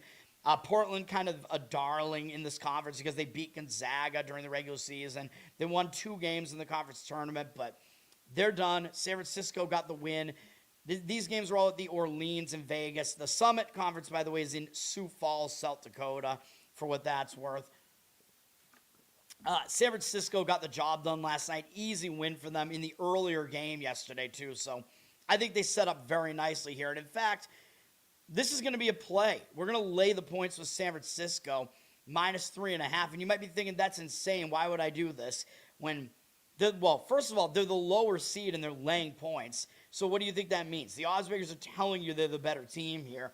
Oregon State is a false 4 seed. And you might look at this and think, well, why would I want to do this? Because San Francisco just played Oregon State at home, and they lost the game horribly. They almost lost by 30 points, 90-63. Yeah, I know. But look at this game, and look at how misleading that was. Oregon State shot 60% from 3.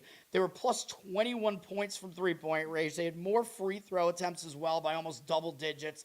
They shot 56% from the field. And in fact, San Francisco actually had 12 more field goal attempts in the game and made fewer than Oregon State did. So this is a very misleading result. I know Oregon State won the rebound battle, but this is a misleading result. San Francisco couldn't hit any shots in the game. 38% from the field, 20% from 3. This looks like there's going to be a huge regression from this game. Oregon State, again, 56% from the field and 60% from 3. That's not going to happen again. And Oregon State actually won the first game too at Oregon State, but Oregon State's kind of a weird place to have to go to. You know, they're new to this conference for the most part.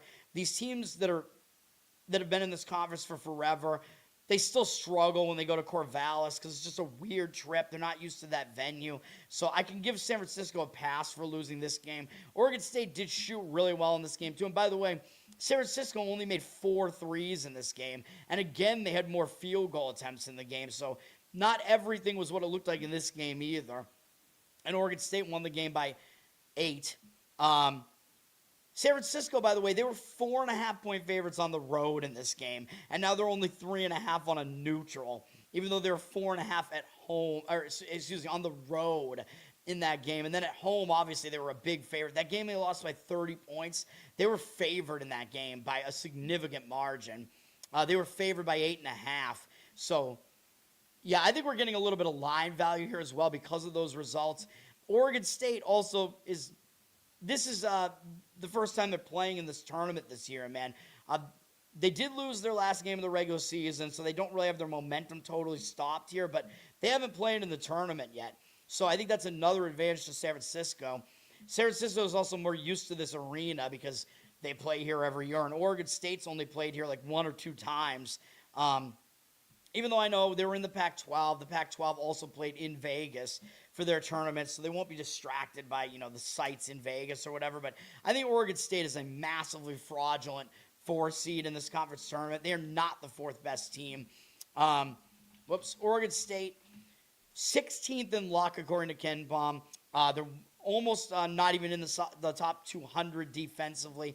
And in fact, San Francisco's the better defense, even though they're not as good defensively as they are offensively. In fact, San Francisco's the better team on both sides of the ball, and they're like 20 ranking spots better on defense as well, and they're the less lucky team. They're in the mid-range of luck, according to Ken Baum. They're almost a top 100 team, according to Ken Baum. And if you look at Ken Baum's rankings in this conference, he's got Gonzaga 1, St. Mary's 2, Santa Clara 3. Nobody's surprised by that. But then he has...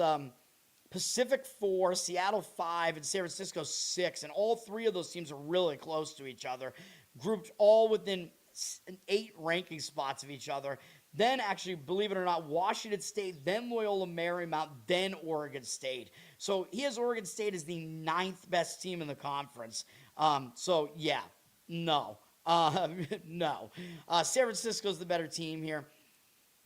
People are going to be, just misled by the seedings and misled by the results from the season. San Francisco's getting the money now. It looks like a little bit, although I guess the public percentage is on them too, somewhat. 65% of tickets, 66% of the cash on San Francisco there. I'm laying it, San Francisco. That's the first play that I have for you. And then Pacific and Santa Clara are playing in the late night game. Santa Clara... We know the pressure is on them, man, and that's what I don't like about Santa Clara here, because they're on the bubble, squarely on the bubble. So I think you're going to be paying a premium if you want Santa Clara here, and they still haven't played since the end of the regular season. Pacific, on the other hand, has won at least 1 game in the conference tournament. They won last night against Seattle. I think Pacific has won 2 games, actually, which does mean they're playing a 3rd game in 3 days. No, they only played 1. My mistake. They beat Seattle last night. So Pacific has 1 game under their belt, so I think that's good because, again, they're used to the venue now. They come into this game with some momentum. Santa Clara is more of an offensive team, so they're good on both sides of the ball, but Santa Clara plays fast. A fast offensive team like Santa Clara, you do not want to have time off and come into a tournament like this, so I would take the points to Pacific here, man. And, again, everyone knows Santa Clara, bubble team. I think they'll win the game, but from a point spread perspective, I think you're paying too much of a price for them. They're up to 11.5 now. 92% of tickets, 95% of the cash on them. It looks like the money is coming in on Santa Clara, but that ticket percentage is really high for my liking, and I know how the odds makers work, man. Again, everybody knows this is a bubble team here in Santa Clara, and people, I think, are kind of rooting for a team like that, So I think you're paying too much of a premium. All right, let's do the regular season, and then I will get out of here. I don't have too many games to really talk about. The American Conference is finishing the regular season. Not a whole lot to talk about there. I'll give you the TV games for you. Big Ten, we have number 11 Illinois at Maryland. Illinois is better than the 11th best team, but they've had some close losses in here. They did get back on the right track with an easy win over Oregon in their final home game, blowing them out. But now they're going on the road to Maryland. They already beat Maryland at home by 19 points. I don't really see Illinois showing a ton of effort in this game. They should win, but covering is a different story. It's a huge road favorite here, and it is a weird travel spot for Illinois. It is a bigger game for Maryland, I think, because it's Maryland's final home game. Illinois is coming off a blowout win by almost 30 points, whereas Maryland just lost by more than 30 points. So it's one of those games where it's like one team had a ridiculously bad game, one team had a really good game. Those things tend to see some regression back to some sort of mean. So I would take the points with Maryland if I was going to play this one. Final home game, it's a big deal. It's a little bit of revenge. It's a big deal to get Illinois in your final home game.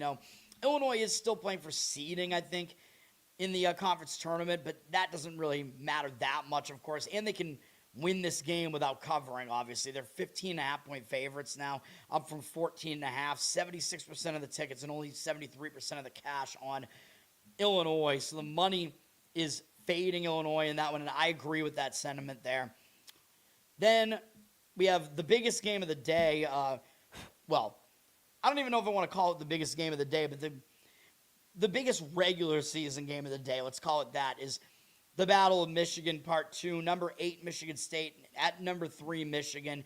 Michigan already won at Michigan State pretty easily, if you remember. So it's a little bit of revenge maybe for Michigan State here. This is on CBS at 4:30 p.m. It'll be an interesting game. Michigan coming off a really close call against Iowa, but you remember I gave you guys Iowa on the show in that game. Weird spot for Michigan. They were coming off beating Illinois. Huge win beating Illinois, and they had this game on deck. So it was a weird spot having to go to Iowa, man. And Iowa gave it their all in that game, falling just short. So Michigan might show up with a little bit more effort this time, but you're going to get effort out of Michigan State too. Michigan State wasn't that good in their last game either. In their final home game, they got by Rutgers by 4. Now, granted, Rutgers kind of made it cosmetic at the end. Michigan State was winning that game by like double digits with a couple minutes left. They were never in danger of losing that game. They took their foot off the gas at the end, and Rutgers, as close as they got, was 4 points, like right at the end. But still not a great result for Michigan State there. So both teams kind of coming off results that don't look that good. Both these teams are definitely legit. It is a pacing contest where Michigan is going to try to speed the game up. Michigan State wants to slow it down. Michigan is the better team and at home, so they may be able to speed it up. They dropped from 11 to 9.5 here. It looks like it's one of those games where when you see number 8 versus number 3, the public tends to want to grab the underdog when the line is really big, thinking, oh, this is a competitive game. This is a lot of points to be laying. So a lot of times, from the professional perspective, you do want to actually lay the points in games like this. Michigan is coming off a scare. I know it's revenge for Michigan State, but you don't want to overrate that.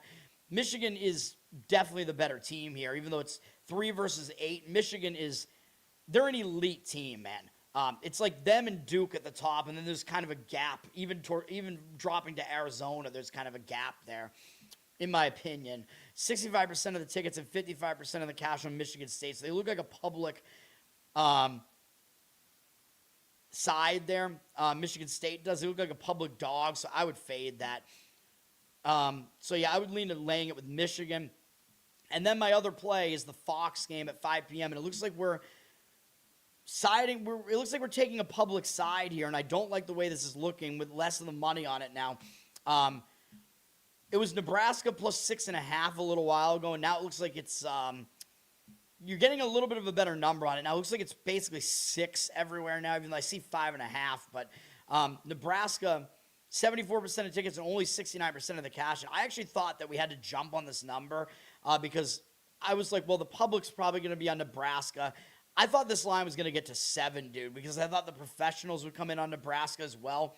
I don't understand the market here because I like Nebraska in this game a lot. I don't get the market read here I guess it's just because, like the professionals always want to fade these ranked teams. You know what I mean? Oh, it looks so easy to play Nebraska here. I mean, it does, but I think this is a great play on Nebraska here, man. And here's why. If you don't already know, I gave you guys Iowa in their last game. And why was that? It was because Michigan was in a sandwich spot, having to go on the road. Iowa plays really well at home. Iowa was 7-2 straight up at home coming into that game. I felt that Iowa was going to slow the game down. Iowa was coming off a terrible game against Penn State, so I thought you were getting extra line value in Iowa. And what happened? Yeah, we got the cover, and Iowa almost won the game outright. Iowa had chances, man, in that game. There was one point where they did fall behind by margin in the second half, and they came back, even though Iowa, kind of a slow-paced team. Their offense is not that bad, and they came back and almost beat Michigan in their final home game. And that was a monster game for Iowa, dude. Now they're coming off of that, and they're playing a Nebraska team who is not going to take them lightly this time because Nebraska lost their game at Iowa. And I believe I gave out, I don't know, did I give out Iowa as a play in that one? I don't remember. Let me see. No, I don't think I did, but I think I leaned to Iowa in that game. But anyway, I think the fact that Iowa beat Nebraska and slowed the game way down at home, that's going to motivate Nebraska more here. And I just don't know. What is Iowa going to have left in the tank after that huge performance against Michigan? I know this is another big game, but I don't see them having a whole lot left here. And Nebraska, this is what put me over the edge here, and I wanted to go with Nebraska here. Nebraska just lost horribly at UCLA by 20 points, dude. So they're coming off a pretty ugly loss.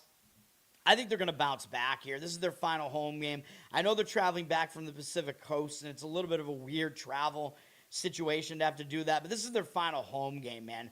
They're back at home. You're going to get an effort out of Nebraska, and I believe they're going to speed the game up here. I think they will be able to successfully do that. Ken Baum has them winning this game by 6, I believe, as well, so it's right in line with where the number is. That's fine. He does have Nebraska, the 12th best team, Iowa, the 23rd. Now, he does have Iowa being very unlucky, so Nebraska is a bit more of a lucky team. I know I usually don't like that. Actually, why do I keep thinking Nebraska's a fast-paced team? They're not. They're also a slow-paced team. I don't know what I'm thinking, dude. My apologies. But Nebraska's the way better defense. It's interesting. Nebraska's an elite defense, but their offense is iffy. So they're kind of an imbalanced team. Iowa's much more balanced between offense and defense. So, yeah, normally I would say, yeah, it does make, in a normal situation, I would kind of like Iowa. But in this spot, there's no way. You have, Nebraska coming off an embarrassing loss and Iowa coming off basically their Super Bowl, their game of the year. And it's a little bit of a revenge motive for Nebraska here. This is a rivalry as well. So, yeah, even if you get the effort out of Iowa, I think the fatigue might set in there. So, yes, we will have Nebraska minus the points in that one. And, yeah, I really don't like the market read in that one, though, but I really like the situational setup there. And I think that's it. Like, all the night games are conference tournament games and stuff. So, that's it. Let me take a break. I'll be back in a second, and we'll do NHL. Not a ton of NHL, and I'm going to try to go through it fast, NHL and NBA, as we have the college basketball starting shortly, man. Hold on.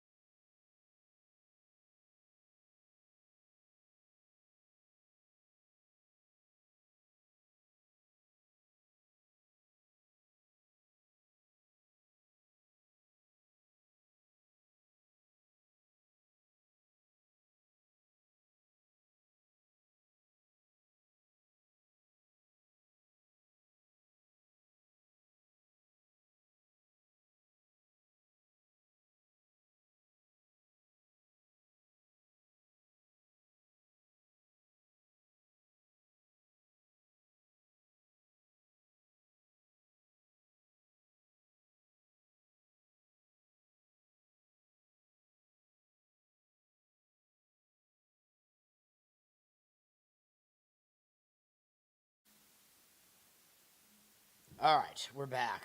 NHL. TNT and HBO Max True TV has a doubleheader coming up in the afternoon. Minnesota and Colorado is the first game up.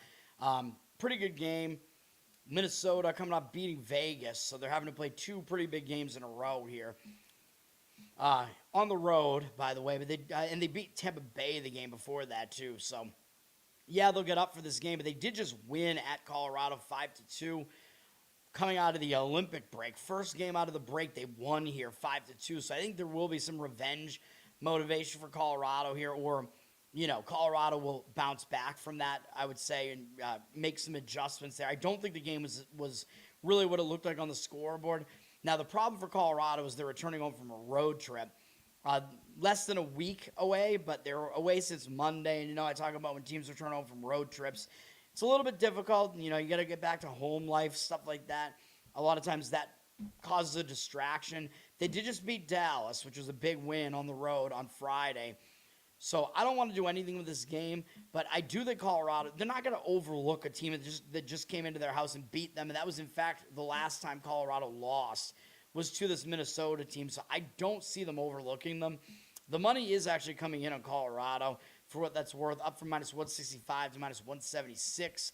52% of tickets, 82% of the cash on Colorado. So the money is coming in on Colorado for what that's worth. I can't really get there with a team that's coming back from a road trip, especially coming off a big win. But I do think Colorado does probably win this game. Maybe a puck line could be worth a look there. Yeah, as far as the total is concerned, usually I say, well, both teams are in bad spots and over kind of makes sense. But in a game where it looks like you might get a lot of focus out of both teams, I'm not so sure about that. The money is coming in on the under. I'd probably still lean over. It's a pretty high total still. It's 6.5, and it's probably high for a reason. But that's not one that I want anything to do with. And then the second game of the doubleheader is Boston at Pittsburgh. The Bruins just beat Pittsburgh at home, but now they're on the road. The Bruins are very good at home this year. They're not really good on the road. So they might struggle in this one. They're on a back-to-back, although I think Pittsburgh also is. The Bruins won yesterday at home, of course, against Washington. Pittsburgh just had a big rivalry game yesterday, though, against Philadelphia. They're staying at home, though. Pittsburgh is. That game was a big game, though. It went into a shootout, so they are coming off of that. But there is kind of a quick revenge angle here, if you want to call it that. The money's coming in on the Bruins, though, for what it's worth. And, obviously, I hope it happens because I'm rooting for the Bruins. And I really think both of these teams are overrated. Like, looking at the teams' records, they look good, but I don't think either of them are actually that good. Pittsburgh, I don't even know what's going on. I know Crosby got hurt around the Olympic break. I have no idea if he's back or not. I think Malkin got hurt as well because I feel like I feel like this is 20 years ago talking about those guys. I don't even know how much it matters whether those guys are in or out. I have no clue. But Pittsburgh did drop from minus 130 to minus 118. 59% of the tickets and 65% of the cash on Boston. So the money is sort of indicating on the Bruins for now. I kind of lean the other way there towards Pittsburgh, but no strong opinion from me there. Tampa Bay and Buffalo. Tampa Bay did finally end their losing streak with an easy win against Toronto. That was yesterday, so now they're playing a back-to-back here. Third game in 4 days, fourth game in 6 days, and a fifth game in 8 days, all in different cities as well, which is not an easy thing to do. Buffalo coming into this one, let me see. Buffalo's played 6 games. They've won 6 games in a row, and they won yesterday. Unfortunately, they beat us with Nashville, although Nashville did push. Buffalo, got the win there. They're at least staying at home, so I think the spot is a little bit better for them. Even though Tampa did just end that losing momentum, so that's good for them. Tampa did just lose at home to Buffalo, though, on February 28th. During that losing streak, they got embarrassed 6-2, so there might be a little bit of quick revenge angle here for Tampa. The money is coming in on Tampa. I mean, this game is really hard for me to figure out. Tampa down from minus 115 to minus 108, 73% of the cash on them, 79% of the tickets on Buffalo. I mean, that's a pretty big cash versus ticket disparity there. I guess I would have to agree with Tampa for that reason then. I think both teams are in decent spots to show up, though. I worry about all of Tampa's travel, though. That's the problem. Next game up will be the play I'm going to give out. And I found it basically turning it into a spread bet. We're going to take the Chicago Blackhawks. I forgot this is a best bet.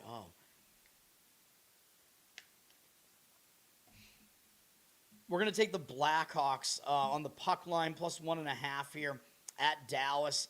Dallas is coming off a heartbreaking loss, man. An ice-breaking loss to the Colorado Avalanche. And that ended a long win streak for Dallas. You know I talk about this. Dallas hadn't lost since well before the All-Star break. They'd won, I don't know how many games in a row this is, 10 games in a row. You know I talk about this. When a team is on that much of a win streak and they have that win streak snapped, especially if it was in a huge game like that was, it went into a shootout against Colorado, I think they're going to suffer a hangover effect, man. I think that's what we're going to see here. Now they got to play Chicago, and they got bigger games on deck against Vegas, Edmonton, Detroit. All those games are going to, I think, draw more of their focus in this one. And Dallas, they're a very good team. I know they are.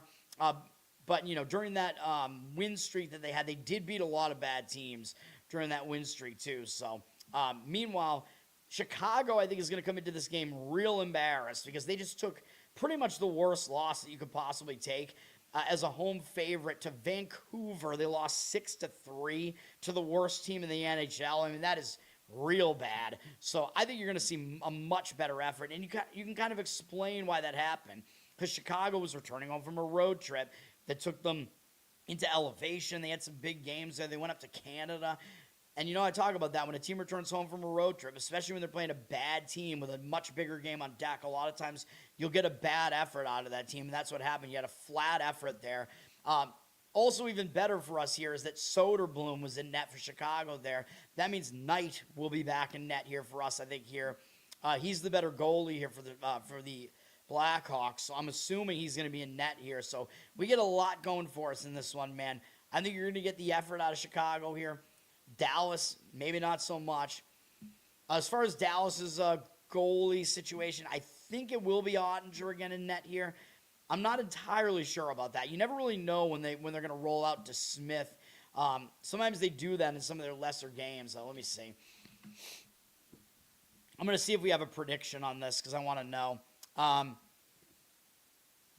None of it's confirmed right now. The prediction on Daily Faceoff is Soderblom against Ottinger. It's not going to be Soderblom. You got to be kidding me. Well, unless is Knight hurt? Hold on, let me see. I still like this play anyway. It's a situational play. I'm not getting off of this play anyway, but hang on, let me see. I mean, I would have to assume it's going to be Knight unless he's injured, man. Nope, he's out because he's sick. Holy shit. So it's not going to be Knight. He's not accompanying the team to Dallas because of an illness. So it is going to be Soderblom again. Even given that, I still like the play, though. That would have made it even better, but I still like it. She squealed. What's up? Thanks for hanging out, man. I'm doing all right. How are you? All right. Yeah, Dallas is an insanely public side here. Minus 270 is the money line. 97% of tickets, 99% of the cash. We're doing it anyway, man. We're fading Dallas in this one. All right. Detroit and New Jersey. This is the first of the ESPN doubleheader at night here. Having to compete with college basketball, though. This is an okay game. Detroit coming in off a loss to Florida. They've lost 2 games in a row, though they were pretty big games against Vegas and Florida. And they have Florida again on deck. And that was a close loss to Florida. There was an empty net goal at the end of that game. So they almost beat Florida in a way. Well, they almost at least had a tie against Florida late in the game, potentially there. So they are coming off a big game. They're in a Florida sandwich with Florida again on deck. So I don't love the spot for Detroit here. New Jersey is pretty hot right now. They've won 4 games in a row. They just beat New York, the Rangers, but they played yesterday.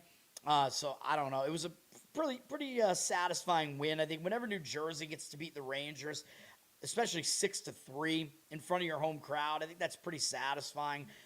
They had a couple of days off prior to that, so I'm not too worried about the fact that it is a back-to-back. So I do think I lean to New Jersey here.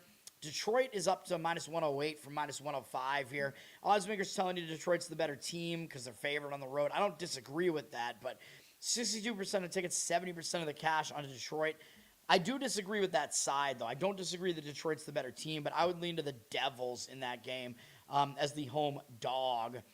All right. St. Louis and Anaheim. Let's see here. St. Louis, they're coming off beating San Jose in overtime a couple of days ago. Staying in California, not really. Well, I don't know if that's yeah, I don't know if that's a huge deal or not. San Jose is not that great. Anaheim's really good at home, by the way, as I've pointed out many times. Anaheim's coming off a much better win, though.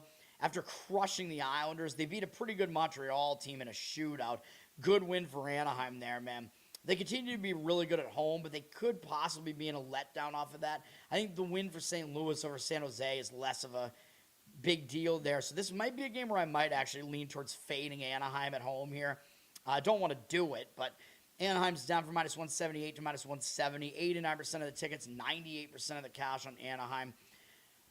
I would lean towards St. Louis, maybe a make your own puck line situation or +1 puck line if you can find it, but no real opinion from me on that one. Very weak opinion from me. And then ESPN doubleheader game 2 is Edmonton at Vegas.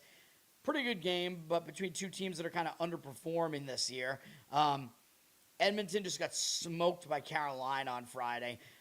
Big game, but maybe they will have a bounce back from that. Going out on the road, a lot of times you'll be focused when you start a road trip, so I don't dislike the spot for Edmonton in this one.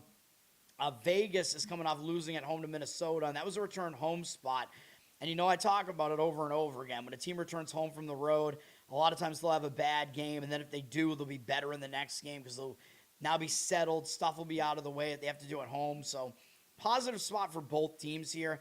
The money's coming in on Vegas. They're down from minus 115 to minus 107. They have 54% of the tickets, 79% of the cash on them. So, the money looks like it's indicating on Vegas.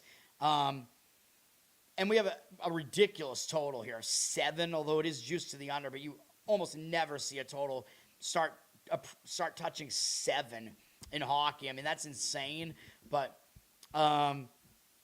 yeah, do with that information what you want to, I guess, but yeah, I mean, if it's that high, it's usually that high for a reason, although I actually think both teams are in focus spots, though, so I actually don't really like the over in that game. But, yeah, I mean, you would probably lean under slightly in that game. But, yeah, Vegas is getting the money. It's not a game I want anything to do with. Let's go to the NBA, and then I'll get out of here. I got 2 plays in the NBA. It's a big NBA board. There's an ABC doubleheader. Sunday is a big NBA day. Boston at Cleveland.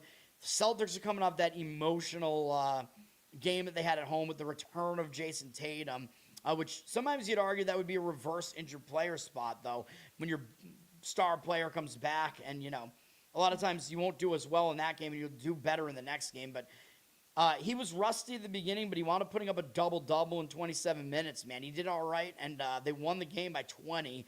Now they're going out on the road off of what I think was a pretty emotional return there. Might not be the greatest spot for the Celtics here now, having to go to Cleveland. Cleveland's coming off a big win themselves against Detroit, but they haven't played since the 3rd.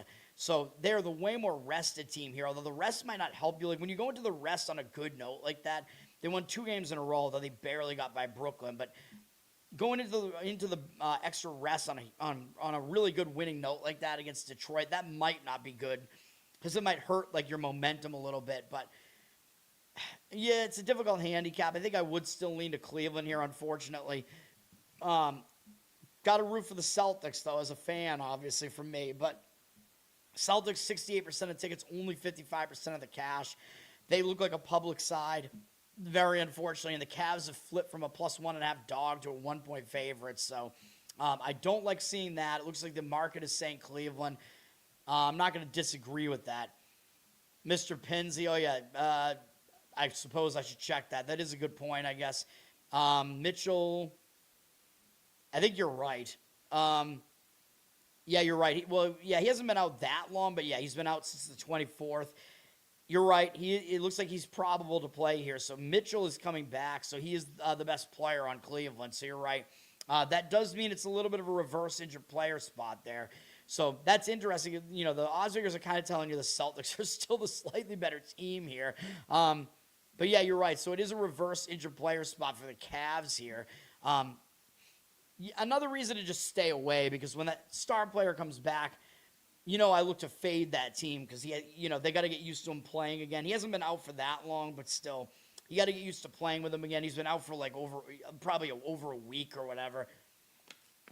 You have to get used to him playing again. He might be a little bit slow to get back. So you're right. That is a concern with Cleveland there. Thank you for pointing that out. Maybe I need to look into the personnel a little bit more when I do the NBA.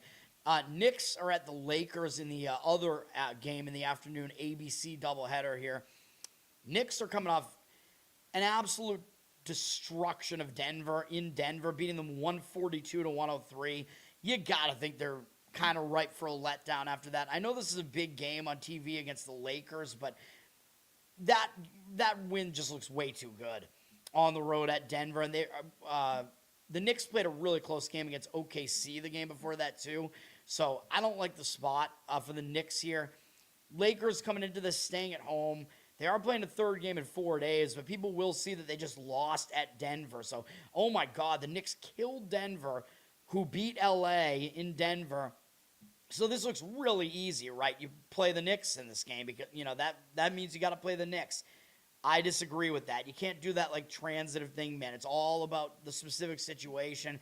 Lakers are coming off a much easier win over Indiana, where unfortunately they covered because I gave that play out.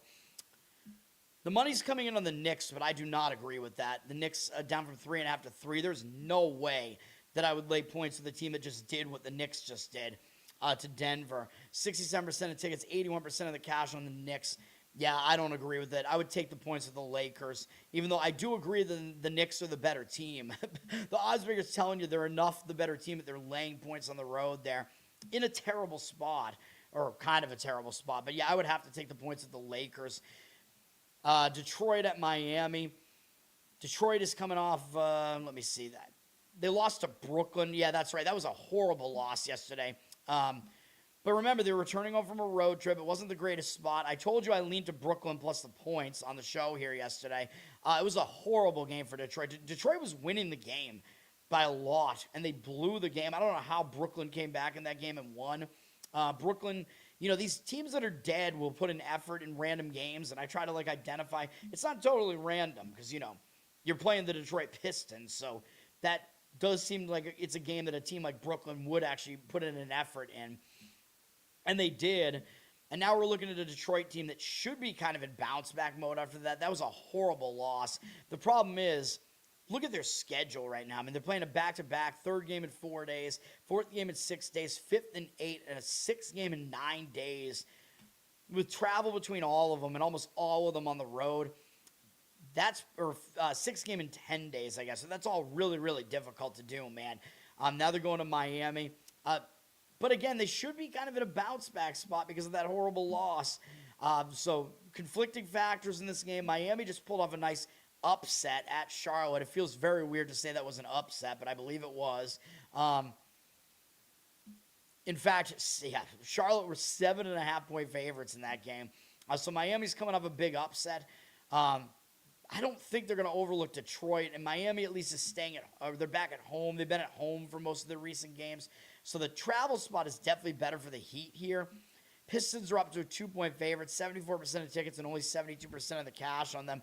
Normally, I would say the Pistons should be in bounce-back mode because they just lost as a huge favorite, and the Heat just won as an underdog. Normally, I'm going to say that the Pistons would make sense in a situation like that, but because of the travel, it looks pretty awful. So I have to stay away from the game. The market read is saying to take the Heat plus the points. I have difficulty handicapping that game from the side, obviously. I mean, just too many factors involved, man. But that's all the information for you. I don't even know if I can really give you a lean on it. Dallas at Toronto. Dallas losing to Boston in their last game. They're playing a third game in 4 days. 4th and 6th, 5th and 8, all in different cities. That's not easy to do. Having to go up to Toronto, but they've lost every one of those games, so they might still give you an effort just because, because they keep losing. Toronto coming into this game played pretty tough against Minnesota in their last game. Now they're coming back home. They get Dallas, and up next they have a bigger game against Houston, so it does look kind of sandwichy for Toronto here, even though they have the rest edge here. I'd probably actually lean to Dallas in this one, but Toronto does have a couple of days off here, so they are the better rested team for sure here, and better travel spot for them. But But they are the public side, 63% of tickets, only 57% of the cash on the Raptors. They're up to a 10.5-point favorite. And we know the Raptors are not a good home team, so asking them to lay a lot of points like this at home, definitely not something I would want to do. I would lean towards taking it with Dallas there. All right. Next up is a game I almost added this to my card, Washington at New Orleans. I like Washington in this game, but I hesitate because Washington did catch Utah in a good spot to catch Utah, and they still didn't do well. But now Washington has 2 days off. They're starting a road trip. A lot of times when you're playing bad, you go out on the road, you have some days off, break that losing momentum. A lot of times you will show up focused for once. We got to kind of figure out, is this Washington team, are they going to be focused? I mean, they look like they're kind of, at this point, I don't want to say they're, tanking, throwing games, whatever, but they're not playing well. They're an injured team, although it looks like Sarr is back here. Sarr, let me see. He is like one of their better players, their big man. He came back. It looks like this is his return, so I guess that'll keep me off of this game too because he's like one of the best players on Washington. It looks like he's back for this game, so that worries me as well that he's back in this particular game for Washington, and he hasn't played for a month. So that worries me when you get one of your best players back, Yeah, that definitely worries me for Washington there, but I still like Washington as far as a side. I mean, it was close to being a play for me, so I still got to lean that way. And it's because New Orleans is returning home from a road trip where they were on the road for over a week since February 26th. They went into elevation into Utah. They had some games in LA. They went out to the Pacific Coast. They played pretty close against a decent Phoenix team. Played them to within 2. They're only 3.5-point underdogs in that game, believe it or not. But now they're returning home from all that. They're playing a third game in 4 days, 4th and 6th, 5th and 8. A 6th game in 9 days, and a 7th game in 11 days, all in different cities. It is a really, really bad spot for the Pelicans. And they have bigger games on deck, if you want to call it that, against Toronto and Houston. So I would still have to take the Wizards in this one. The money is saying the Pelicans. I don't know why. They're up to a 10.5-point favorite. Should the Pelicans really be laying 10.5 against anybody? Even the Wizards, who may very well be the worst team in the NBA? I don't know, man. 60% of the tickets, 92% of the cash on the Pelicans. I don't agree with that cash percentage either. I like the Wizards in that game, but it does not quite make my card. Next game up, we're gonna play the Milwaukee Bucks here, man. We're gonna get into some best bets again here. We're gonna take the 4 with the Bucks. We're gonna fade the Orlando Magic in this one. I think the Magic are in a pretty bad spot. I think it's a sandwich spot, and I believe the reason why Orlando's a favorite like this on the road, I think it's got to mean that Giannis is out again here, man. He's a game-time decision, but I think it means he's not going to play. He played in their most recent game, so he played yesterday. So if that's the case, it's kind of an injured player spot for the Bucks. You know what I mean? And they're used to not playing with him. He's played 3 games since he came back. Yeah, you can see here. But I always talk about it. First game, your star player is out. A lot of times the team will step up their game, you know what I mean? And I think you will get an effort out of Milwaukee. They played well in their last game, which does show you they're at least putting in some effort here. So I think you might get extra effort because they're getting points here, which I think means Giannis will miss this game. For Orlando, I think it's a bad spot, man. They just went on the road to Minnesota yesterday, and they upset Minnesota. Now they're playing on a back-to-back, 3rd game in 4 days, all in different cities. Going to this Milwaukee team that I know Milwaukee did just beat them the last time they played them. They zigzagged each other, and they split the series in Orlando back early in February, 1-1. I just don't think that's enough of a motivator here for Orlando. They have a huge game on deck on ESPN against Cleveland as well. This is a sandwich spot. I think it might be an injured player spot for Milwaukee. I guess I would check that just to make sure. But Orlando now laying points on the road on a back-to-back. That's a situation I like, man, because a lot of times the team that's not on the back-to-back will be overvalued. But in a situation like this, it seems like they're not. Well, actually, Milwaukee's on a back-to-back too. My mistake. But the good thing about Milwaukee is they're staying at home. This is their 4th home game in a row. They had 2 days off before yesterday. They had an easy win yesterday. So they should be rested enough. And they ended a 4-game losing streak. So I think that's good. When you end that losing streak, it'll give you momentum. So, yeah, we'll be on the Bucks here. I don't know what's going on with the percentages. Sometimes the percentages are kind of out of whack on pregame when the line moves for like an injury or something like that. We see 51% of tickets, 74% of the cash on the Magic, but yeah, I don't know if those percentages are really accurate. I like the Bucks. We're going to take the Bucks in that one plus the points. All right, NBC and Peacock, they have a night doubleheader here. The first game up, pretty good one with Houston at San Antonio. One of the best games of the day. I mean, this game and then Boston, Cleveland are probably the top two games of the day as far as how good the games are. Houston, coming off a win over Portland that wasn't that impressive. Portland played them pretty tough. They've had a day off. They're staying in the state of Texas, although they're having to go down to San Antonio. But I think they're going to give you an effort here, man. It's a big, big game for Houston to have to play this upstart San Antonio team. It's been one of the best teams in the NBA this year. San Antonio did just barely get by the Clippers, though, and that was the game I gave you guys the Clippers on the show on Friday, and the Clippers should have won the game outright. San Antonio had to make a huge comeback in that game, and they did, but they got a scare, so they're probably coming into this game in a better situation off of having a scare like that. You probably get a better effort out of the Spurs this time. They're up from 4.5 to 5.5 here. I think both teams might be ready to give you effort here. The money is coming in on the Spurs for what that's worth. 72% of tickets, 86% of the cash on them. I'm not going to disagree with it, but it's not a game that I love by any means. The next game up is the final best bet, and we are going to take the Indiana Pacers again. Give them another shot to cover for us, man, against the Portland Trail Blazers.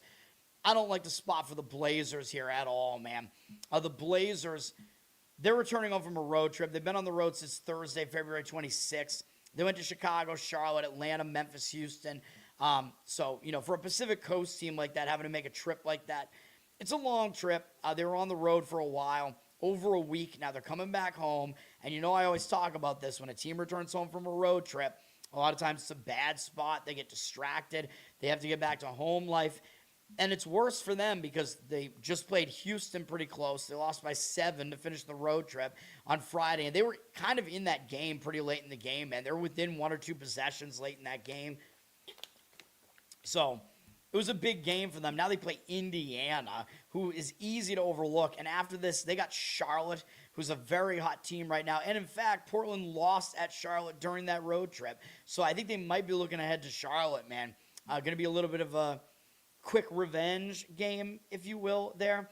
As far as Indiana, yes, I know they did just play the Lakers. They didn't cover for us, though. They still lost by 11. The game really wasn't even that close.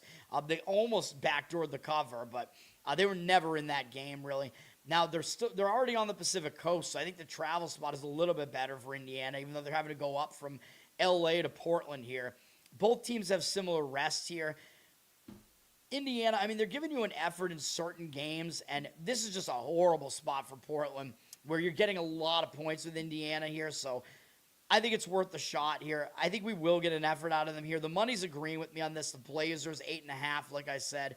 55% of the tickets are on Portland, 63% of the cash on the Pacers. I like it.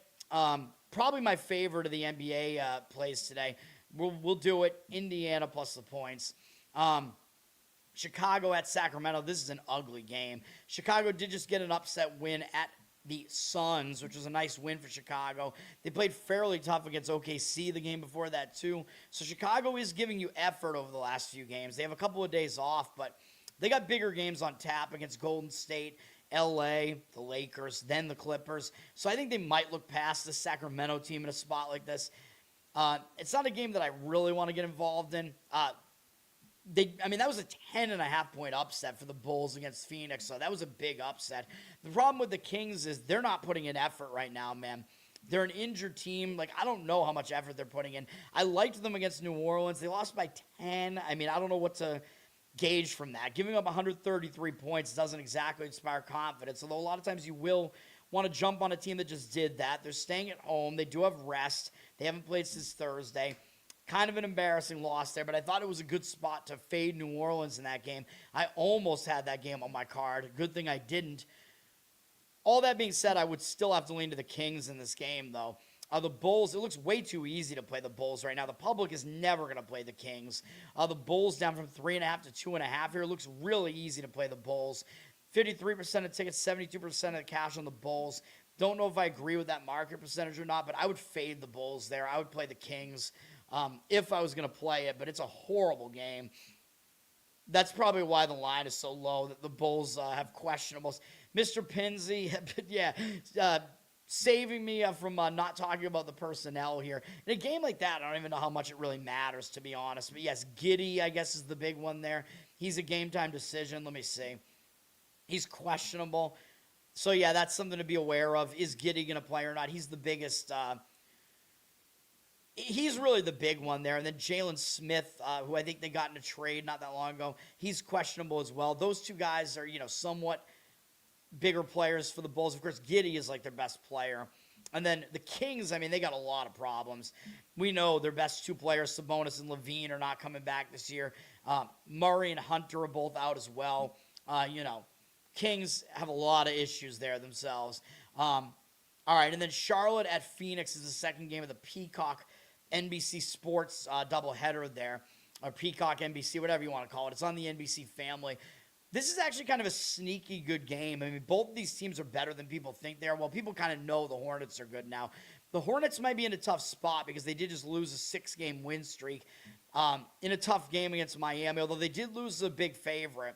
So sometimes I say when a team loses a big favorite, they'll bounce back from that in the next game. But when you lose a win streak, sometimes it'll hang you over into the next game. So I don't know which way it's going to go for Charlotte.